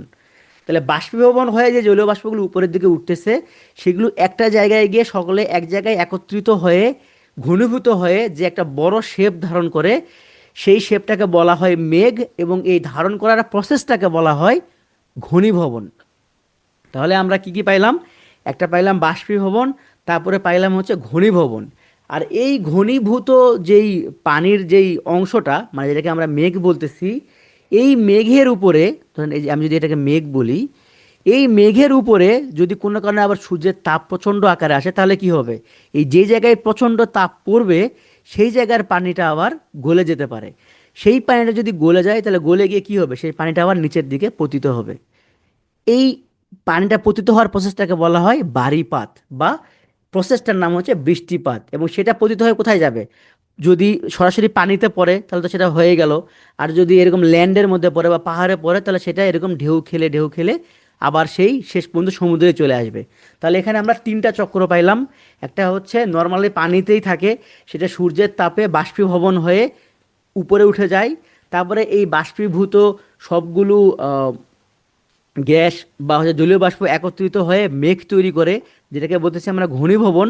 এবং এই ঘনীভবনটাই পরবর্তীতে আবার সূর্যের তাপ বা বিভিন্ন সময়ে অন্যান্য পারিপার্শ্বিক চাপে, যেমন শুধু সূর্যের তাপে হবে এমন না, দুইটা মেঘ, সরি, দুইটা মেঘের ঘর্ষণের ফলে এটা ঘটতে পারে। মেঘ যখন দুইজনকে ধাক্কা দিচ্ছে, এই যে জায়গায় ধাক্কা দিবে, এই জায়গা দিয়েও বৃষ্টিপাত হতে পারে। হঠাৎ করে ধাক্কা খাওয়াতে এখানে একটা আহ, মানে অ্যাকশন তৈরি হয়, এর ফলে এখানে প্রচণ্ড সংঘর্ষের ফলে এখানে কিছু বৃষ্টি মানে পানি তৈরি হয়, সেগুলো আবার বৃষ্টিপাত আকারে নিচে চলে আসে। তো এইভাবে আবার বারিপাত হতে পারে। তাহলে আমরা তিনটা প্রসেস অলরেডি পেয়ে গেলাম। তো গতকালকে একজন জিজ্ঞাসা করেছিলেন যে নদী কিভাবে সৃষ্টি হয়। তো এই যে বারিপাত দেখেন, এই বারিপাতের মাধ্যমে নদী সৃষ্টি হতে পারে। আরেকটা উপায় নদী সৃষ্টি হতে পারে কিভাবে দেখেন, এই যে দেখেন, এই পাহাড়ের উপরে ধরেন বরফ আছে, এই বরফটা এই পাহাড়ের মাথায় আটকে আছে। এখন যদি সূর্য প্রচণ্ড তাপ দেয় এই বরফের গায়ে, তাহলে কি হবে? এই বরফটা গলে যাবে। এই বরফ গলে গলে পানিটা যদি চলে আসে, এই পাহাড় থেকে নামার পরে সমুদ্র পর্যন্ত আসা পর্যন্ত এই যে রাস্তাটা, এই রাস্তাটাকে বলা হয় নদী। এইভাবেই মূলত নদীর সৃষ্টি হয়। এটা কি শুধু বাইরে থেকে হয়? না, এটা শুধু বাইরে থেকে হয় এমন না। এই যে পাহাড়ের ভেতরে যে ভূগর্ভস্থ চাপ তাপ আছে না, এর ভেতরে তো পানি আছে, এই পানিও অনেক সময় বাইরে বের হয়ে কি হতে পারে? ঝর্ণা আকারে বের হয়ে আসতে পারে। সেখান থেকেও নদীর সৃষ্টি হয়। তো এগুলো সব হচ্ছে নদীর সৃষ্টি হওয়ার প্রসেস। তাহলে আমরা কি কি পাইলাম? একটা পাইলাম হচ্ছে বাষ্পীভবন। তাহলে বাষ্পীভবন হয়ে আসলে কি হয়? বাষ্পীভবনের মাধ্যমে মূলত জলীয় বাষ্পের সৃষ্টি হয়। এবং জলীয় বাষ্পের প্রধান উৎস কোনটা? সমুদ্র। এটা আমরা কিভাবে মনে রাখতে পারি? সব থেকে বেশি পানি পাওয়া যায় সমুদ্রে, এই কারণে জলীয় বাষ্প সব থেকে বেশি সৃষ্টি হয় সমুদ্রে। সো জলীয় বাষ্পের সব থেকে প্রধান উৎস হচ্ছে সমুদ্র। এটা পরীক্ষায় আসার মতো একটা প্রশ্ন, হ্যাঁ, এটা মনে রাখবেন। এরপরে ঘনীভবন। ঘনীভবনটা তো আমরা দেখলাম যে এই জলীয়বাষ্পগুলো এক জায়গায় জমে যখন ঘনীভূত হয়, তা সেটাকে বলে হচ্ছে ঘনীভবন বা কনডেনসেশন। আর এরপরে আমরা পাবো হচ্ছে বারিপাত। তো বারিপাত এখানে যদিও বৃষ্টির ছবি দেওয়া আছে, কিন্তু বারিপাত শুধুমাত্র বৃষ্টি হবে এমন না, বারিপাত বিভিন্নভাবে হতে পারে। দেখেন, প্রাকৃতিক উপায়ে বারিপাত হয় তিন রকমের। একটা হচ্ছে তুহিন, একটা হচ্ছে তুষার, একটা হচ্ছে বৃষ্টিপাত। তো আমরা তিনটাই আলাদা আলাদাভাবে দেখব। তাহলে প্রথমে আমরা পাবো হচ্ছে তুহিন। তুহিন কোনটা? এই তুহিন তুষারের প্রাথমিক রূপ এটা ভুলে যান, এটা দরকার নেই। তুহিন হচ্ছে কোন বিষয়টা? ধরেন আহ, ধরেন একটা লেক, এই লেকের যে পানিটা আছে, এই লেকের উপরে বাহিরে টেম্পারেচার হচ্ছে ধরেন 30 ডিগ্রি সেন্টিগ্রেড। আর কোনো কারণে এই টেম্পারেচারটা যদি কমে 0 ডিগ্রি সেন্টিগ্রেডের মতো হয়ে যায়, তাহলে কিন্তু কি জানি আমরা, 0 ডিগ্রি সেন্টিগ্রেডের পানি বরফে পরিণত হয়। সেক্ষেত্রে কিন্তু এই লেকের পানিটা বরফে পরিণত হয়ে যাবে। এই বিষয়টা আমরা জানি কি না, যে ধরেন নর্মাল টেম্পারেচার যদি 25 ডিগ্রি হয় তাহলে নর্মাল পানিই থাকে, কিন্তু যদি আমাদের রুম টেম্পারেচার যদি 0 ডিগ্রি হয়ে যায় তাহলে পানি বরফে পরিণত হয়। এই বিষয়টা তো আপনারা সবাই জানেন। ওকে, মানে সবাই জানেন এটা। তাহলে একটা বিষয় খেয়াল করেন, যে যখন আপনার আশপাশের পরিবেশ 0 ডিগ্রি সেন্টিগ্রেড হয়ে যাচ্ছে, পানি আপনার বরফ হয়ে যাচ্ছে, তাহলে আপনার বাতাসের ভেতরে যে জলীয় বাষ্পগুলো আছে সেগুলো কি হবে? এটার অ্যান্সার দেন এখন। আমাদের পরিবেশে যে H2O যেটা জলীয় বাষ্প আকারে থাকতেছে সেটাও তো 0 ডিগ্রি সেন্টিগ্রেড হয়ে গেছে, তাহলে সেটা কি হবে? সেটা বরফ হবে, কিন্তু বরফ তো সলিড, সে তো শূন্যে ভেসে থাকতে পারবে না। হ্যাঁ, এগুলো হবে হচ্ছে শিশির বা শিশির বিন্দু টাইপের। তো শিশির কিন্তু শূন্যে ভেসে থাকতে পারে না, তার একটা জায়গা লাগে যেখানে, আচ্ছা এগুলো কিন্তু তুষার না, আমরা তুষারে আসবো। এগুলো তুষার না, এগুলো হচ্ছে শিশির বিন্দু বা হচ্ছে বরফ বিন্দু বলতে পারেন। শিশির বিন্দু না বললে আপনারা বরফ বিন্দুও বলতে পারেন। হ্যাঁ, চাইলে কুয়াশাও বলতে পারেন, কোনো সমস্যা নাই। তবে কুয়াশা আলাদা জিনিস, কুয়াশাও আমরা দেখব। এগুলো মূলত হচ্ছে শিশির। তো এই শিশিরগুলো আশ্রয় চায়, কোনো একটা কিছুকে দখল করে রাখতে চায়। এই কারণে দেখবেন গাছপালাতে, এই যে বাম পাশের ছবিটা দেখেন, গাছপালাকে ধরে এগুলো কিন্তু মূলত জলীয় বাষ্প। দিনের বেলা যখন আবার সূর্য তাপ দিবে, এগুলো গলে গিয়ে আবার জলীয় বাষ্পে পরিণত হয়ে যাবে, বা পানি হবে প্রথমে, তারপর জলীয় বাষ্প হয়ে যাবে। কিন্তু যতক্ষণ পর্যন্ত কোনো তাপ পাবে না, 0 ডিগ্রি সেন্টিগ্রেড থাকবে, এগুলো এরকম এগুলোকে দখল করে বসে থাকবে। এইটাকে বলা হচ্ছে তুহিন। আরো সহজে যদি আপনাদেরকে, ঝরবে ঝরবে যদি সূর্যের তাপ দিলে, বা আপনি নিজেও যদি ওখানে গিয়ে যদি আগুন ধরায় দেন, দেখবেন যে গলে যাবে। আচ্ছা, আরো সহজে এটার বোঝার উপায় হচ্ছে ফ্রস্ট। আপনাদের বাসায় আছে না ফ্রস্ট ফ্রিজ এবং নন ফ্রস্ট ফ্রিজ? যেই ফ্রিজগুলোতে বরফ তৈরি হয়, মানে অটোমেটিক্যালি ভেতরের দিকে দেখবেন যে পানি 0 ডিগ্রি সেন্টিগ্রেড তাপমাত্রা হয়ে গেলে অটোমেটিক্যালি কিছু বরফ তৈরি হয়, এগুলোকে বলা হয় ফ্রস্ট ফ্রিজ। আর যেই ফ্রিজগুলোতে বরফ তৈরি হয় না, সরাসরি গ্যাসের মাধ্যমে ঠান্ডা করা হয়, সেগুলোকে বলা হয় নন ফ্রস্ট ফ্রিজ। তো এই ফ্রস্ট ফ্রিজগুলোতে বিশাল বড় বড় চাকতি হয় বরফের, দেখবেন এই 1-2 মাস পর পর হচ্ছে আমাদের মায়েদেরকে সেগুলো ক্লিন করতে হয়। এই যে প্রবলেমটা, এইটাই হচ্ছে ফ্রস্ট, বা এইটাকেই বলা হয় তুহিন। আচ্ছা, এই যে কুয়াশা যে শিশির যে ঘাসে আটকে থাকে, ঘাসে আটকে থাকে মূলত হচ্ছে এটা কি যেন ওটাকে বলে, কৈশিক শক্তির কারণে ঘাস সেই পানিটাকে নিজের কাছে আটকে রাখে, কৈশিক জালিকার মাধ্যমে, এই জন্য আটকে থাকে, অন্য কোনো কারণ না। আচ্ছা, এখন আমরা পড়বো হচ্ছে তুষার। তুষার আর তুহিনের মধ্যে তফাৎ কি? তুহিন তো আমার একটা গাছ বা ঘাস বা জমিতে বা মাটিতে এসে সেটা বরফে পরিণত হইলো। বাট তুষার হচ্ছে বৃষ্টির কঠিন রূপ। মানে আমরা কি জানি, বৃষ্টি পানি আকারে পড়ে, বাট এই বৃষ্টিটা যদি -সেন্টিগ্রেডের চেয়েও আরও বেশি হয়, সেই জায়গাগুলোতে কি হয়, এই বৃষ্টি আগেই বরফে পরিণত হয়। মানে নর্মালি হচ্ছে পানির ড্রপ আকারে পড়ে বৃষ্টি, কিন্তু যেগুলো শীত প্রধান দেশ, বিশেষ করে যেগুলো -20, -30 ডিগ্রি সেন্টিগ্রেড বা -5 ডিগ্রি সেন্টিগ্রেড যে এলাকাগুলো আছে, সেইখানে বায়ুমণ্ডলে থাকতেই এই বৃষ্টিটা আপনার এরকম কুয়াশার মতো, সরি তুষারের মতো, বা হচ্ছে সলিড বৃষ্টির মতো হয়ে যায়। এবং এইগুলো, এই যে এই বামের ছবিটা খেয়াল করেন, এইভাবে এসে সরাসরি পতিত হয়। যখন বৃষ্টিটা সরাসরি সলিড শেপ ধারণ করে এবং এসে ভূমিতে পতিত হয়, এইটাকে বলা হয় তুষার। এর নিচে যেগুলো পড়ে আছে এগুলোকে বলা হয় তুষার, আর যেগুলো পতিত হচ্ছে সেটাকে বলা হয় তুষার বৃষ্টি বা স্নোফল। আবারও বলি, যেগুলো নিচে পড়ে আছে, এই যে এগুলো, এগুলো কিন্তু আবার আপনারা ইয়ে ভাবেন না, তুহিন ভাবেন না। তুহিন হওয়ার প্রসেসটাই আলাদা। এইগুলো হচ্ছে স্নোফলের ফলে এটা ঘটছে। মানে এই যে যেগুলো পড়তেছে এগুলোর নাম হচ্ছে তুষার বৃষ্টি, এবং তুষার বৃষ্টি পড়ে যেখানে জমতেছে সেগুলোকে বলা হচ্ছে তুষার। তুহিন আর তুষারের মধ্যে তফাৎটা আলাদা, বুঝতে পারছেন? ঘাসের শিশির প্রসাধনের কারণেও হতে পারে, ওটাও একটা প্রসেস, কিন্তু শীতকালে তো আর শুধু প্রসাধনের কারণে হয় এমন না। আচ্ছা, যারা না বলতেছেন আমি আরেকবার বলি, কিন্তু দেখেন, তুহিন হচ্ছে আপনার সরাসরি তৈরি হবে, মানে ধরেন পানি আকারেই থাকবে, এইটা বরফ হয়ে যাবে। খেয়াল করে দেখেন, এবং শেপটা হবে এরকম। এই যে এগুলো হচ্ছে তুহিন, এই যে এগুলো হচ্ছে তুহিন। বাতাসের মধ্যে যে জলীয় বাষ্প থাকে, সেই জলীয় বাষ্পটা এই কোনো একটা সলিডকে আঁকড়ে ধরে বরফে পরিণত হয়, এইটাকে বলা হচ্ছে তুহিন। আপনারা এ ধরনের ছবি দেখছেন না? বা আপনাদের ফ্রিজ যদি ফ্রস্ট হয়, আপনার ফ্রিজ খুললে ভেতরে দেখতে পাবেন এই ধরনের শেপ। এগুলা সবই হচ্ছে তুহিন। আর তুষার কোনটা?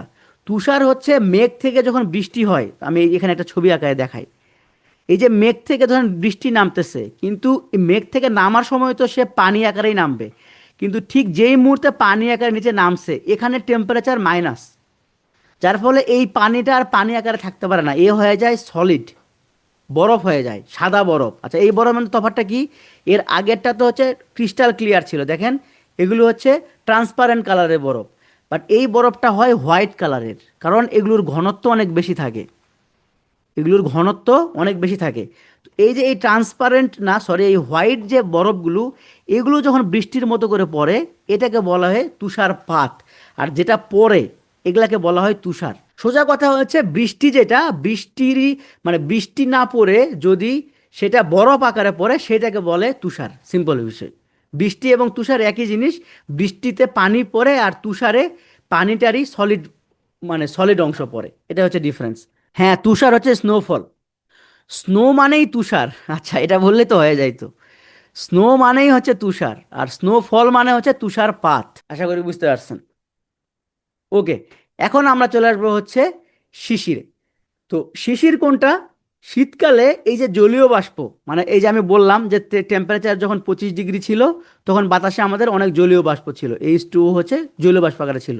বাট যেই মুহূর্তে টেম্পারেচার কমা শুরু করলো, ধরেন যে 15 হইলো, 10 হইলো, তখন এই জলীয় বাষ্পগুলো আর জলীয় বাষ্প থাকতে পারে না, তখন সেটা পানি হয়ে যায়। তো পানি হয়ে কি করে সে? পানি হয়ে তো সে শূন্যে ভেসে থাকতে পারবে না, পানি হইলে তাকে একটা আশ্রয় লাগবে তার, যে আশ্রয়ে সে মানে সেই আশ্রয়টাকে ধারণ করতে হবে। কারণ কি, পানি অলওয়েজই একটা পাত্রের রূপ ধারণ করে, আমরা পড়ছিলাম না? তখন এই বাতাসের যে H2O পানি হয়ে গেলে সে নিচের দিকে আসতে থাকবে। এই নিচের দিকে আসার সময় যা পাবে সেটাকে আঁকড়ে ধরবে। যদি প্রথমে মাকড়সার জাল পায়, এই যে দেখেন এটা, সে মাকড়সার জালকে আটকে ধরবে। যদি গাছের পাতা পায়, গাছের পাতার উপরে আটকে যাবে। গাছ পাইলে গাছে আটকাবে, ঘাস পাইলে ঘাসে আটকাবে। কিছুই না পাইলে ডাইরেক্ট একেবারে মাটিতে পড়ে যাবে। তো এইভাবেই হচ্ছে মূলত শিশির তৈরি। তাহলে শিশির তৈরি হয় কিভাবে? শিশির মূলত বাতাসে যে জলীয় বাষ্প থাকে, এই জলীয় বাষ্পই মূলত টেম্পারেচার কমে যাওয়ার কারণে পানিতে পরিণত হয়, এবং এই পানিটা নিচে পড়ে যাওয়ার সময় বিভিন্ন জায়গাতে যেটাই পায় আশ্রয় হিসেবে, সেটাকেই ধারণ করে ফেলে, এবং এইটাকেই বলা হচ্ছে শিশির। এই যে এই দেখেন ছোটো ছোটো পানির যে কণাগুলা, এগুলো সবই মূলত শিশির। এগুলো সবই হচ্ছে শিশির। এবং এটা আসলে এক্সট্রা করে বোঝার কিছু না, কারণ এটা আমরা ছোটবেলা থেকে সবাই দেখে আসতেছি। আচ্ছা, তাহলে শিশিরাঙ্ক কি? শিশিরাঙ্ক জিনিসটা কি? শিশিরাঙ্ক হচ্ছে ঠিক যেই টেম্পারেচারে জলীয় বাষ্প শিশিরে পরিণত হয়। মানে যদি আমি ধরি যে 20 ডিগ্রি সেন্টিগ্রেডে জলীয় বাষ্প আকারেই থাকবে, কিন্তু সামহাও ধরেন 5 ডিগ্রি সেন্টিগ্রেড তাপমাত্রায় এই জলীয় বাষ্প পানিতে পরিণত হবে, তাহলে ওই জায়গার শিশিরাঙ্ক হচ্ছে 5 ডিগ্রি সেন্টিগ্রেড। মানে আবারও বলতেছি, যেই তাপমাত্রায় জলীয় বাষ্প শিশিরে পরিণত হয় বা পানিতে পরিণত হয়, সেইটাকে বলা হয় শিশিরাঙ্ক। এবং শিশিরাঙ্ক অলওয়েজ কিন্তু কমই হবে। কারণ কি, যদি টেম্পারেচার বেড়ে যায়, তাহলে তো সেটা আবার গ্যাসই পরিণত হবে। তো শিশিরাঙ্ক যদি আমরা বুঝি, তাহলে আমাদের একটু গলনাঙ্ক বুঝতে হবে। গলনাঙ্ক কি জিনিস? যেই তাপমাত্রায় একটা বরফ গলতে শুরু করে বা বরফ গলে পানিতে পরিণত হতে শুরু করে, সেটাকে বলা হয় গলনাঙ্ক। খুব সিম্পলি কি বুঝবো? যেই তাপমাত্রায় জলীয় বাষ্প শিশিরে পরিণত হয়, সেইটাকে বলে শিশিরাঙ্ক। আর যেই তাপমাত্রায় বরফ গলতে শুরু করে, সেটাকে বলবো আমরা গলনাঙ্ক। যেমন এই যে ডান পাশের ছবিটা খেয়াল করেন, বরফগুলো ধীরে ধীরে গলে যাচ্ছে। তো শিশিরাঙ্কও বুঝলাম, গলনাঙ্কও বুঝলাম। এইটা কি বলেন তো? আমরা তো শিশির পড়লাম, স্নোফল পড়লাম, তুহিন পড়লাম, এই যে ছবিটা, এগুলা কি? এটা কোন কোন প্যাটার্নের তাহলে? সাফিয়া আপু একটা সুন্দর কথা বলছেন। হ্যাঁ, শিশিরই একটা সময় তুহিন হয়ে যায়, এটা একটা ভালো কথা বলছেন। তবে আমাদের দেশে কিন্তু শিশির শিশিরই থাকে, তুহিন হতে পারে না। তার কারণ কি? আমাদের দেশের টেম্পারেচার অত নিচে নামে না। কিন্তু শীতপ্রধান দেশগুলোতে, বিশেষ করে যেখানে 0 ডিগ্রি সেন্টিগ্রেড তাপমাত্রা হয়, ওই জায়গাগুলোতে এই শিশিরগুলো তুহিনে পরিণত হয়। আচ্ছা, এগুলো হচ্ছে সবই কুয়াশা। এইখানে আবার আপনি স্মোক কই পাইলেন?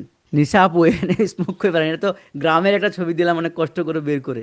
এটা হচ্ছে কুয়াশা, যেটাকে বলে ফগ। তো তাহলে শিশির আর কুয়াশার মধ্যে আবার তফাৎ কি, বা বাকিগুলোর সাথে কুয়াশার তফাৎটা কি? কুয়াশার তফাৎটা হচ্ছে, কুয়াশা মূলত আমরা বাতাসের মধ্যে, বায়ুমণ্ডলের মধ্যে একটা সলিড পার্টিকেল পড়ছিলাম না? বাতাসের মধ্যে সলিড কি থাকে বলেন তো? বায়ুমণ্ডলে সলিড কি অংশ থাকে? রাইট, ধূলিকণা। এবং এই ধূলিকণাগুলো খুবই হালকা হয়, যার ফলে এগুলো বাতাসে ভেসে থাকে, এটা নিচে নামে না। আর H2O বা এই জলীয় বাষ্প যখন এই ধূলিকণাগুলোকে আঁকড়ে ধরে, মানে আমি কি বলছিলাম আপনাদেরকে, যে পানি অলওয়েজই একটা আশ্রয় চায়, একটা আশ্রয়কে মানে ধারণ করে সে থাকতে চায়। তো যখন H2O এই ধূলিকণাগুলোকে পায় খুঁজে, তখন এই ধূলিকণাগুলোকে আঁকড়ে ধরে সে ছোট ছোট খুবই ক্ষুদ্র ক্ষুদ্র পানির রূপ নেয়। আর এগুলোকেই বলা হয় হচ্ছে কুয়াশা। যেই জায়গাতে ধূলিকণা খুবই কম, সেই জায়গাতে আপনি খুব একটা কুয়াশা দেখতে পারবেন না। সেখানে আপনার নিচে রাস্তা মেঝে, মানে নিচে ইয়ে পাবেন, মানে শিশিরের কারণে আপনি ভেজা পাবেন, কিন্তু কুয়াশা কম পাবেন। কুয়াশা হওয়ার জন্য ধূলিকণা থাকতে হয়, এবং এই কারণেই কুয়াশার সৃষ্টি হয়। তো এই যে এখানে দেখেন, অতিরিক্ত জলীয় বাষ্পের ধূলিকণাকে আশ্রয় করে ভেসে থাকার নামই হচ্ছে কুয়াশা।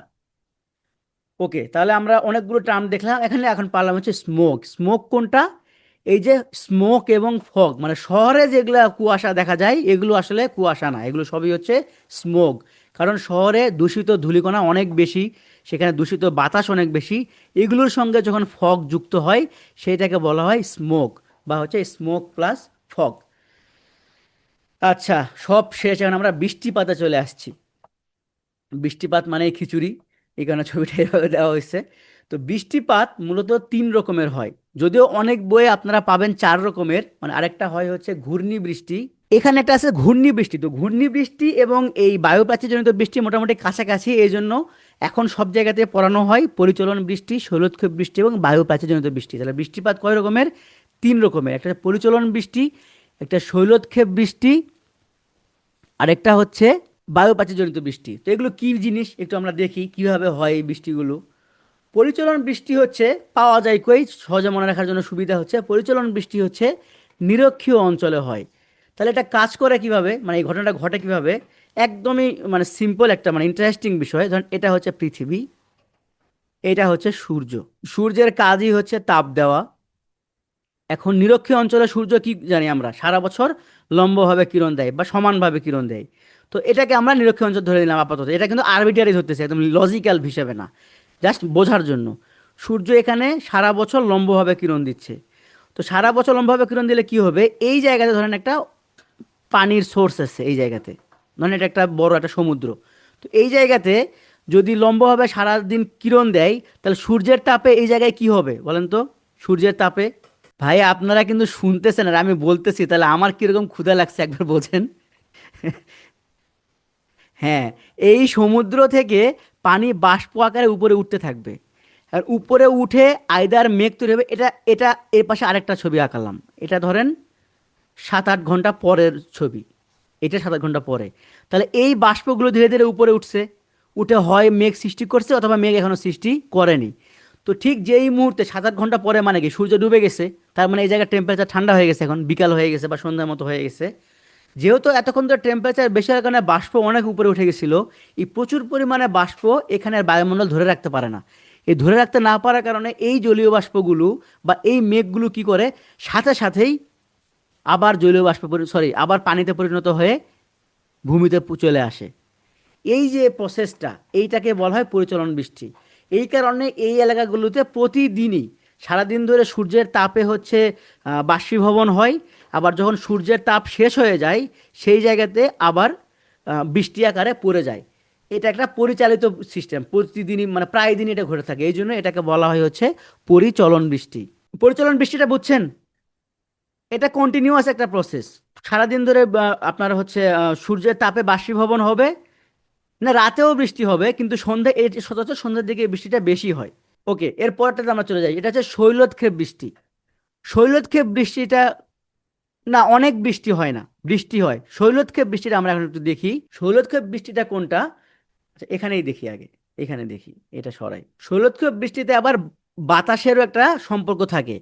ধরেন এটা হচ্ছে সমুদ্র, তারপরে ল্যান্ড, এটা হচ্ছে ল্যান্ড, এরপর হচ্ছে পাহাড় উঠে গেছে, পাহাড়। এই যে সমুদ্রে যে বাষ্পীভবন হচ্ছে, বাষ্পীভবনের ফলে হচ্ছে বাতাস উপরে উঠে যাচ্ছে, সরি জলীয় বাষ্প উপরে উঠে যাচ্ছে।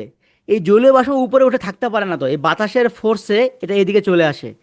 আসার সময় সে ল্যান্ড ক্রস করেও চলে যায়, কারণ বাতাস তাকে ধাক্কা দিচ্ছেই। ধাক্কা দিতে দিতে সে যখন পাহাড় পায়, খেয়াল করেন, এই পাহাড় যখন পায় সে কিন্তু বাধা পায়, এর আগ পর্যন্ত সে কোনো বাধা পায়নি। এই ঠিক যেই মুহূর্তে এখানে বাধা পায়, এই বাধা পেলে তার প্রথম কাজ হয় উপরে ওঠার চেষ্টা করা, কিন্তু সম্পূর্ণ সে উপরে উঠতে পারে না। তখন সে কি করে, রিটার্ন আসা শুরু করে, ব্যাক করে আসা শুরু করে। কিন্তু যেই গতিতে এই দিকে যাচ্ছিল সেই গতিতে আর ব্যাক করতে পারে না, কারণ সে ধাক্কা খেয়ে অলরেডি দুর্বল হয়ে যায়। যার ফলে এই যাওয়ার সময় জলীয় বাষ্প যে গ্যাসীয় রূপে থাকে, ধাক্কা খেয়ে ফেরার পথে এই শক্তি হারানোর ফলে এগুলো নিজেদের মধ্যে আবার পুঞ্জীভূত হয়ে এখানে বৃষ্টি তৈরি করে, এই জায়গাতেই, এই পাহাড়ের পাদদেশে। তারপরে আরও টিকে থাকলে সেটা ল্যান্ডে, এইভাবে এসে এখানে বৃষ্টিপাত হয়। এখন এটা যদি আমরা লজিক্যালি দেখার চিন্তা করি, এটা হচ্ছে বে অফ বেঙ্গল, এটা হচ্ছে বে অফ বেঙ্গল, এটা হচ্ছে ল্যান্ড মানে বাংলাদেশ, এইটা হচ্ছে আসাম, এটা হচ্ছে হিমালয়। আচ্ছা, এই বড় ছোট সব হয়ে গেল। এখন বে অফ বেঙ্গল থেকে দেখেন কি হচ্ছে, বাতাস চলে যাচ্ছে বাংলাদেশের উপর দিয়ে, চলে যাচ্ছে ঠান্ডা বাতাস, আমরা বাতাস, ঠান্ডা বাতাস ফিল করতেছি, কিন্তু বৃষ্টি কিন্তু পাচ্ছি না। বৃষ্টি পাচ্ছি কোথায় এসে দেখেন, এই বাতাসটা যখন হিমালয়ে ধাক্কা খেলো, হিমালয়ে ধাক্কা খেয়ে ফেরার পথে এখানে শৈলক্ষেপ বৃষ্টি হচ্ছে। মানে কন্টিনিউয়াসলি এখানে শৈলক্ষেপ, মানে এখানে উৎক্ষেপণ হয়ে, এখানে উৎক্ষেপণ হয়ে এসে বৃষ্টি হচ্ছে। এই কারণেই সব থেকে বেশি বৃষ্টি হয়, সব থেকে বৃষ্টি হয় হচ্ছে আসামে, তারপরে গিয়ে হয় বাংলাদেশের উত্তরবঙ্গের দিকে, এবং যেখানে পাহাড় বেশি তার কাছাকাছি বৃষ্টি বেশি হবে। যে কারণে আপনারা বলেছিলেন যে ভাই সিলেটে কেন বেশি বৃষ্টি হয়, দেখেন দিনাজপুরও তো উত্তরবঙ্গে, কিন্তু দিনাজপুরের কাছে কিন্তু পাহাড় নাই। দিনাজপুরের পরে আসে হচ্ছে শিলিগুড়ি, দার্জিলিং, তারপরে আসে হচ্ছে হিমালয়। এই কারণে দিনাজপুরে কিন্তু বৃষ্টি একটু কম্পারেটিভলি কম, কিন্তু সিলেটের সাথে একদম এক্স্যাক্টলি বিশাল বড় বড় পাহাড়, এই কারণে সিলেটে ধাক্কাটা বেশি খায় এবং বৃষ্টিপাত বেশি হয়। তাহলে আসামে বৃষ্টি হওয়ার পরে এসে বাংলাদেশের উত্তরবঙ্গে বৃষ্টি হবে, তারপরে কিছু বাসলে ঢাকায় বৃষ্টি হবে, তারপরে দক্ষিণবঙ্গে বৃষ্টি হবে। এই যে বৃষ্টিটা গল্প করতেছি, এই বৃষ্টিটার নাম হচ্ছে শৈলক্ষেপ বৃষ্টি। এখন আমরা এখানে একটু ছবিতে দেখি, এই যে সমুদ্র থেকে বৃষ্টি ধীরে ধীরে, এটাতে না, এর পরেরটাতে দেখি আমরা, এইখানে দেখেন, এই যে সমুদ্র থেকে জলীয় বাষ্প ধীরে ধীরে আগাতে থাকে, এবং যেই মুহূর্তে পাহাড়ে এসে ধাক্কা খায়, এই ধাক্কা খাওয়ার পরে সে ব্যাক করে চলে যায়, এবং এই ব্যাক করার সময় যে বৃষ্টিটা হয় এটাকেই বলা হচ্ছে ওরোগ্রাফিক রেইনফল বা শৈলক্ষেপ বৃষ্টি। এই যে এই জায়গাতে যে বৃষ্টিটা হচ্ছে এটাকে বলা হচ্ছে শৈলক্ষেপ বৃষ্টি। এবং বাংলাদেশে কিন্তু বিশেষ করে উত্তরবঙ্গে বা উত্তর পূর্বাংশে, সিলেটে, মানে শৈলক্ষেপ সব থেকে বেশি বৃষ্টি হয় কোথায়, সিলেটে, চট্টগ্রামে, এই জায়গাগুলোতে সব থেকে বেশি শৈলক্ষেপ বৃষ্টি হয়ে থাকে। হ্যাঁ, পাহাড়ি অঞ্চলে অবশ্যই বেশি বৃষ্টি হবে, বিশেষ করে যদি সমুদ্র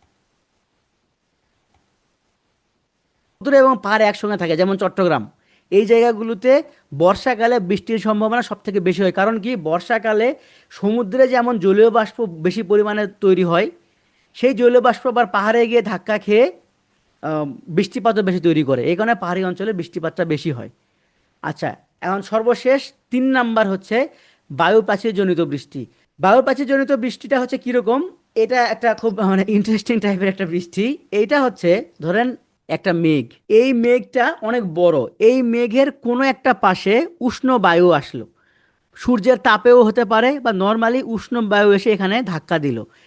এই উষ্ণ বায়ুর ফলে, এই উষ্ণ তাপমাত্রার ফলে এই মেঘের যেই জায়গাতে এই মেঘটা গলতে শুরু করে, ধরেন আমি যদি একটু উপরে এখানেই দেখাই, ধরেন এটা একটা মেঘ, হ্যাঁ, এই মেঘের ধরেন এখানে তাপমাত্রা অনেক বেড়ে গেল, সেটা বিভিন্ন পারিপার্শ্বিক কারণে ঘটতে পারে, সূর্যের তাপে হতে পারে, উষ্ণ বায়ু এসে এখানে ধাক্কা দেওয়ার ফলে হতে পারে।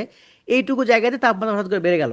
এখন তাপমাত্রা বেড়ে গেলে কি হবে, তাপমাত্রা বেড়ে গেলে কিন্তু বৃষ্টিপাত হবে। তো এই যে হঠাৎ করে একটা বায়ুতে তাপমাত্রা বেড়ে যাওয়ার ফলে এই জায়গাতে এই বায়ুর ধাক্কার ফলে, উষ্ণ বায়ুর ধাক্কার ফলে যে প্রাচীর তৈরি হয়, মানে ঠিক যেই জায়গা বরাবর তাপমাত্রাটা দেয়, বায়ুর তাপ দেয়, সেই জায়গাতে যে বৃষ্টিটা হয় এইটাকে বলে বায়ু প্রাচীরজনিত বৃষ্টি। এবং এইটা কেন আমি বারবার বলতেছি ইন্টারেস্টিং, এই পাশের মেঘ দেখতেছেন, এটা কিন্তু একই মেঘ, খেয়াল করেন, কিন্তু এই পাশের মেঘে কিন্তু আপনি বৃষ্টি পাবেন না, কারণ এখানে তাপমাত্রা বাড়ে নাই।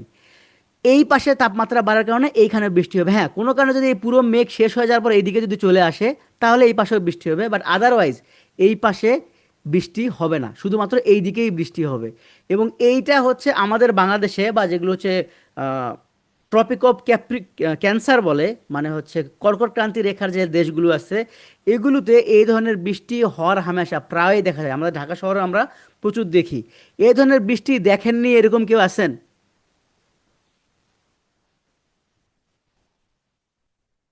এটা ঠিক কি ধরনের বৃষ্টি? ধরেন আপনি এখানে দাঁড়ায় আছেন, আপনি দেখতেছেন এই জায়গায় বৃষ্টি হচ্ছে, আপনি দেখতে পাচ্ছেন কিন্তু এখানে বৃষ্টি হচ্ছে, কিন্তু আপনার এখানে বৃষ্টি নেই, কারণ ওই নির্দিষ্ট জায়গাতেই শুধু বৃষ্টি হয়।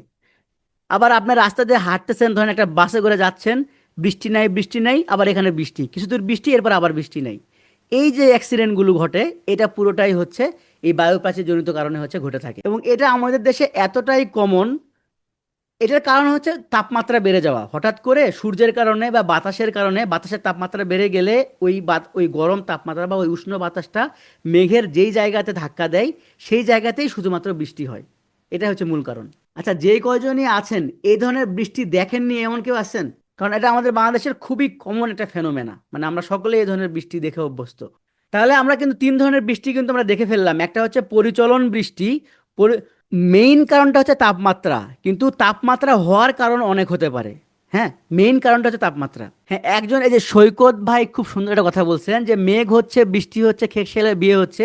এই টার্মটা কিন্তু হচ্ছে এই বায়ু প্রাচীর জনিত বৃষ্টি থেকেই আসছে। এই বায়ু প্রাচীর জনিত বৃষ্টি এভাবে তৈরি হয়। আচ্ছা, তাহলে আমরা বৃষ্টি তিন রকমের পাইলাম। একটা হচ্ছে পরিচলন বৃষ্টি, একটা শরৎক্ষেপ বৃষ্টি, একটা বায়ু প্রাচীর জনিত বৃষ্টি। পরিচলন বৃষ্টি বলতে আমরা বুঝালাম যে এখানে সারাদিন ধরে সূর্যের তাপের ফলে বাষ্পীভবন হয়ে জলীয় বাষ্প তৈরি হয়, এবং বিকালের দিকে বা সন্ধ্যার দিকে যখন তাপমাত্রা কমে যায়, সেই জলীয়বাষ্পগুলো আবার বৃষ্টি আকারে নেমে চলে আসে। এটাকে বলা হচ্ছে পরিচলন বৃষ্টি। এগুলো সচরাচর নিরক্ষরেখার যে দেশগুলো সেগুলো সেই জায়গাতে বেশি দেখা যায়। তবে নাতিশীতোষ্ণ এলাকাতেও দেখা যায়। সেটা কখন দেখা যায়? গ্রীষ্মকালে নাতিশীতোষ্ণ এলাকাতেও দেখা যায়। কারণ কি, গ্রীষ্মকালে নাতিশীতোষ্ণ এলাকায়, মানে যেমন আমাদের বাংলাদেশ কথা যদি বলি, আমরা বাংলাদেশে গ্রীষ্মকালে কি হয়, সরাসরি হচ্ছে সূর্য লম্বভাবে কিরণ দেয়, এর ফলে গ্রীষ্মকালে যে বৃষ্টিগুলো হয় সেগুলোকে আমরা পরিচালন বৃষ্টি বলতে পারি। এরপরে আমরা দেখলাম শৈলক্ষেপ বৃষ্টি। শৈলক্ষেপ বৃষ্টিটা কীরকম? সমুদ্রে তৈরি হওয়া জলীয় বাষ্প যখন বাতাসের ফোর্সে পাহাড়ের দিকে ধাবিত হয় এবং পাহাড়ে ধাক্কা খেয়ে যখন উল্টার দিকে আবার ব্যাক করে, এই উল্টার দিকে ব্যাক করার সময় যে বৃষ্টিটা হয় সেইটাকে বলে শৈলক্ষেপ বৃষ্টি। আচ্ছা, আরেকটা তথ্য দিতে ভুলে গেছি আমি, শৈলক্ষেপ বৃষ্টি কিন্তু প্রচুর বৃষ্টি হয়। এই পরিচলন বৃষ্টি কিন্তু অনেক বেশি বৃষ্টি হয় না। কিন্তু শৈলক্ষেপ বৃষ্টি যেটা, মানে এই যে মেঘের সাথে, সরি, পাহাড়ের সাথে ধাক্কা খেয়ে ব্যাক করে যে বৃষ্টিটা, যেটা বর্ষাকালে আমরা সব থেকে বেশি দেখতে পাই, এই বৃষ্টিগুলো অনেক ঘন বৃষ্টি হয়। দেখা যাবে যে আহ, মাত্র 10 মিনিট বা 15 মিনিট বৃষ্টি হয়েছে, কিন্তু 15 মিনিটে এত বৃষ্টি হয়ে গেছে যে রাস্তাঘাট সব ডুবে গেছে। আর সর্বশেষ হচ্ছে বায়ু প্রাচীরজনিত বৃষ্টি, এটা তো আমরা অলরেডি দেখলাম। তো এই বৃষ্টির পানিটা আমরা মাপি কি করে? বৃষ্টির পানি মাপার প্রসেসটার নাম হচ্ছে রেইন গেজ। এই যে এই ছবিটা যদি আপনারা খেয়াল করেন তাহলে দেখবেন এইভাবে আমরা বৃষ্টির পানি মাপি, মানে এইটার মধ্যে পানি পড়তে থাকে। তো যে পরিমাণে বৃষ্টিতে যে পরিমাণে পানি পড়ে এক বছরে বা একটা কাল ধরে বা একটা মাস ধরে, সেইটার পরিমাপ অনুযায়ী আমরা বলি যে হচ্ছে এই এলাকাতে বৃষ্টি কি পরিমাণে হয় সারা বছর। এবং এই মাপটা মূলত মিলিমিটারে হিসাব করা হয়। আচ্ছা, সুপেয় জলের একটা বড় উৎস হচ্ছে বৃষ্টি। এটা একটু আপনারা মনে রাখবেন, অনেক সময় পরীক্ষায় আসতে পারে যে সুপেয় জলের বড় উৎস কি। সুপেয় জলের একটা বড় উৎস হচ্ছে বৃষ্টি।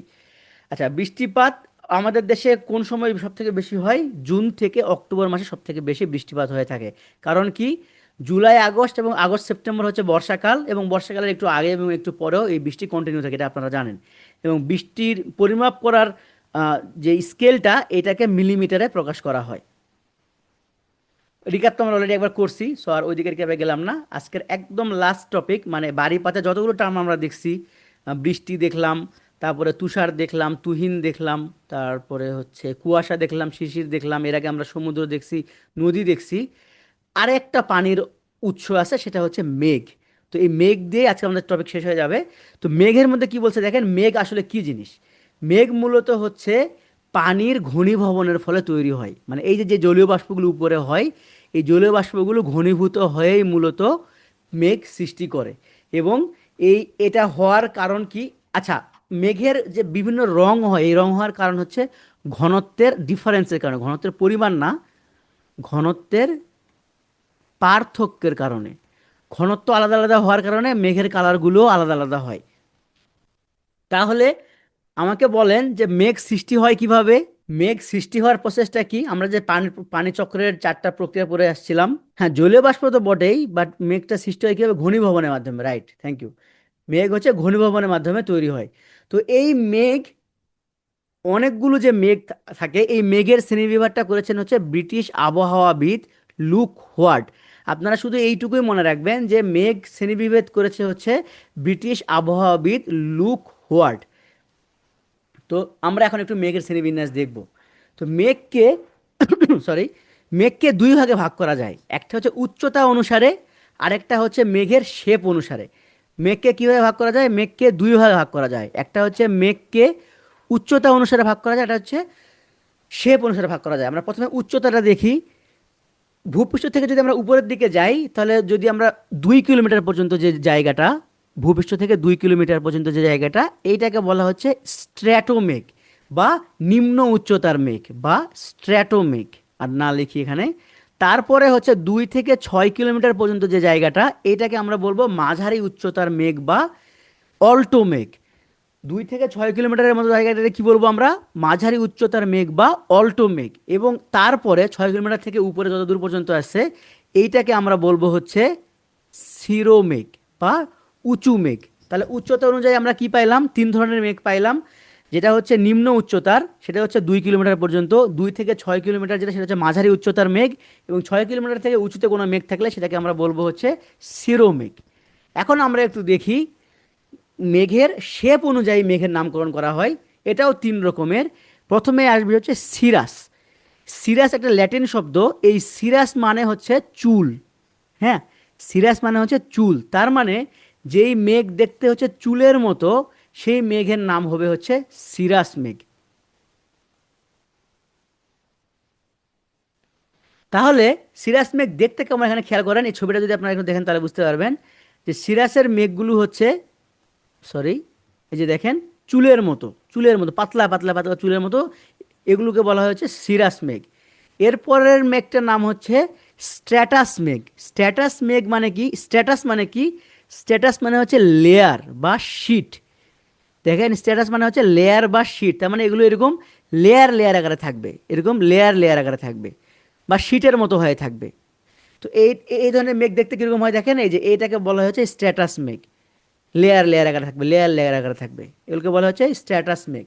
আরেক ধরনের মেঘ দেখা যায় যেটাকে বলে কিউমুলাস মেঘ, বা এটাকে বলে হিপ, বা মানুষের মানে পশ্চাৎ দেশের মতো, বা যদি আপনার শেপ চিন্তা করেন, একটা স্তূপের মতো হবে, পাইলের মতো হবে, গাট্টি বলা যায় যেটাকে সব বাংলায়।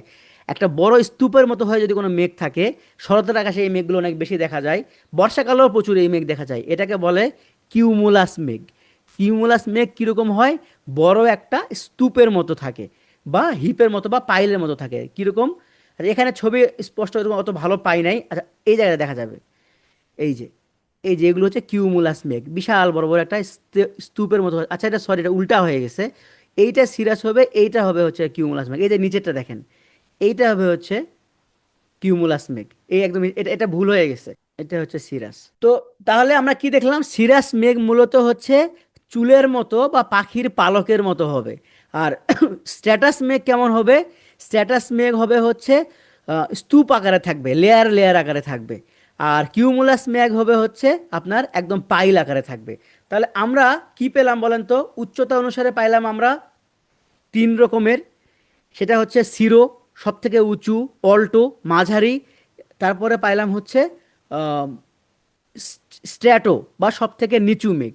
আর শেপ অনুযায়ী আমরা পাইলাম হচ্ছে সিরো, তারপরে হচ্ছে স্ট্র্যাটো, সরি সিরাস, স্ট্র্যাটাস এবং কিউমুলাস। তাহলে এই যে আমরা এই 4-6 রকম যে তথ্য দেখলাম, তাহলে এইগুলো আমরা কিভাবে মানে মানে নামকরণগুলো কিভাবে করব? একটা মেঘের নাম অলওয়েজ 2টা ভাগে হয়, এটা একটু আপনাদেরকে এখানে বলে রাখি, তাহলে আপনার সহজে নামকরণটা বুঝতে পারবেন। একটা মেঘের নাম অলওয়েজ 2টা ভাগে থাকে। প্রথম যে অংশটা থাকে এইটা হচ্ছে উচ্চতা বোঝায়, আর দ্বিতীয় যে অংশটা থাকে এইটা বোঝায় হচ্ছে শেপ, গঠন। তাহলে আপনাকে যদি একটা মেঘের নাম দেওয়া থাকে, সেই মেঘের নাম দেখে আপনি বলে ফেলতে পারবেন যে এই মেঘটা কোন স্তরের এবং তার শেপ কীরকম। যদি আমি এখন এখানে বলি, যেমন আমি যদি বলি সিরো স্ট্যাটাস, তাহলে আমাকে বলেন তো এই মেঘের বৈশিষ্ট্য বলেন তো। সিরো স্ট্যাটাস মেঘের বৈশিষ্ট্য বলেন। দুইটা একসাথে বলেন না, অনেকেই ভুল করতেছেন কিন্তু। চলুন আমরা আবার আরেকবার তো একটু কুইকলি দেখে আসি। দেখেন উচ্চতা অনুসারে পাইলাম কি কি। উচ্চতা অনুসারে পাইলাম হচ্ছে, প্রথমে হচ্ছে স্ট্র্যাটো 2 কিলোমিটার, এরপরে হচ্ছে অল্টো 2 থেকে 6 কিলোমিটার, তার উপরে হচ্ছে 6 কিলোমিটার চেয়ে উপরে হয়ে গেলে হয়ে যাবে সিরো। তাহলে কি কি পাইলাম? Strato, Alto, সিরো। এবং আমরা কি জানি যে মেঘের নামের শুরুর যে অংশটা সেটা দ্বারা আমরা হাইট বুঝাবো। তারপরে তিনটা শেপ পাইলাম, সিরাস, স্ট্র্যাটাস এবং কিউমুলাস। এখন আবার অ্যান্সার দেন তাহলে। চুলের মতো লেয়ারে থাকবে না, নিচু স্তরের চুল শেপের না। আপনার ডান পাশে লেখা আছে তো, পড়তেছেন না? প্রথমটা বুঝাবে উচ্চতা, সরি, প্রথমটা বুঝাবে উচ্চতা আর পরেরটা বুঝাবে শেপ। হ্যাঁ, উপরের লেয়ার, এটা এখন এটা এখন আসতেছে সঠিক সঠিক অ্যান্সার। উঁচু এবং পালকের মতো। পালক না, এটা হচ্ছে লেয়ারের মতো। না, চুল এবং লেয়ার একসাথে হবে না, আপনারা অনেকেই ভুল করতেছেন এখনো। হ্যাঁ, এবার ঠিক আছে। হ্যাঁ, এই তো এখন সবাই পারতেছেন। তারপর আমি আবার একবার বলি যে আমরা প্রথমে দেখতেছি কি সিরো, তো সিরো কোনটা? সিরো হচ্ছে, সিরো বলতে কি আমাদের তিনটা আছে, একটা হচ্ছে নিচু, একটা মধ্যম, একটা উঁচু। তাহলে সিরো মানে হচ্ছে উঁচু, তার মানে এটা হচ্ছে উঁচু স্তরের মেঘ। তারপরের অংশ দেওয়া আছে স্ট্যাটাস। স্ট্যাটাস মানে কোনটা? যেটা হচ্ছে লেয়ার মেঘ। তাহলে এটা হচ্ছে উঁচু স্তরের লেয়ার মেঘ হবে। এখন যদি আমি বলি অল্টো কিউমুলাস, এবার বলেন এটার বৈশিষ্ট্য বলেন আমাকে। অল্টো কিউমুলাস এই মেঘের বৈশিষ্ট্য বলেন। একটা করে বলেন না, দুটো একসাথে বলেন। এই তো এবারে সবাই পারতেছেন, তার মানে এবার মতো তো বোঝা যাচ্ছে সবাই বুঝছেন। তাহলে প্রথমটা হচ্ছে হাইট বুঝাবে, তাহলে অল্টো মানে হচ্ছে মাঝারি। আর তারপরেরটা হচ্ছে কিউমুলাস, তার মানে এটা শেপ, মানে পাইল আকারে বুঝাবে। ওকে, এখন আমরা তাহলে এখন মেঘগুলো পড়তে যাইতে পারি। দেখেন এখানে কি কি বলতেছে। সিরো স্ট্যাটাস, তার মানে এটা হচ্ছে উঁচু স্তরের মেঘ, যেটা অসংখ্য পালক মেঘের মতো বা চুলের মতো, যেটা আপনারা বলেন। এরপরে এটা হচ্ছে সিরো স্ট্যাটাসের ছবি, খেয়াল করেন। অনেক উঁচুতে থাকবে এবং পালকের মতো থাকবে। স্ট্র্যাটো কিউমুলাস কোনটা?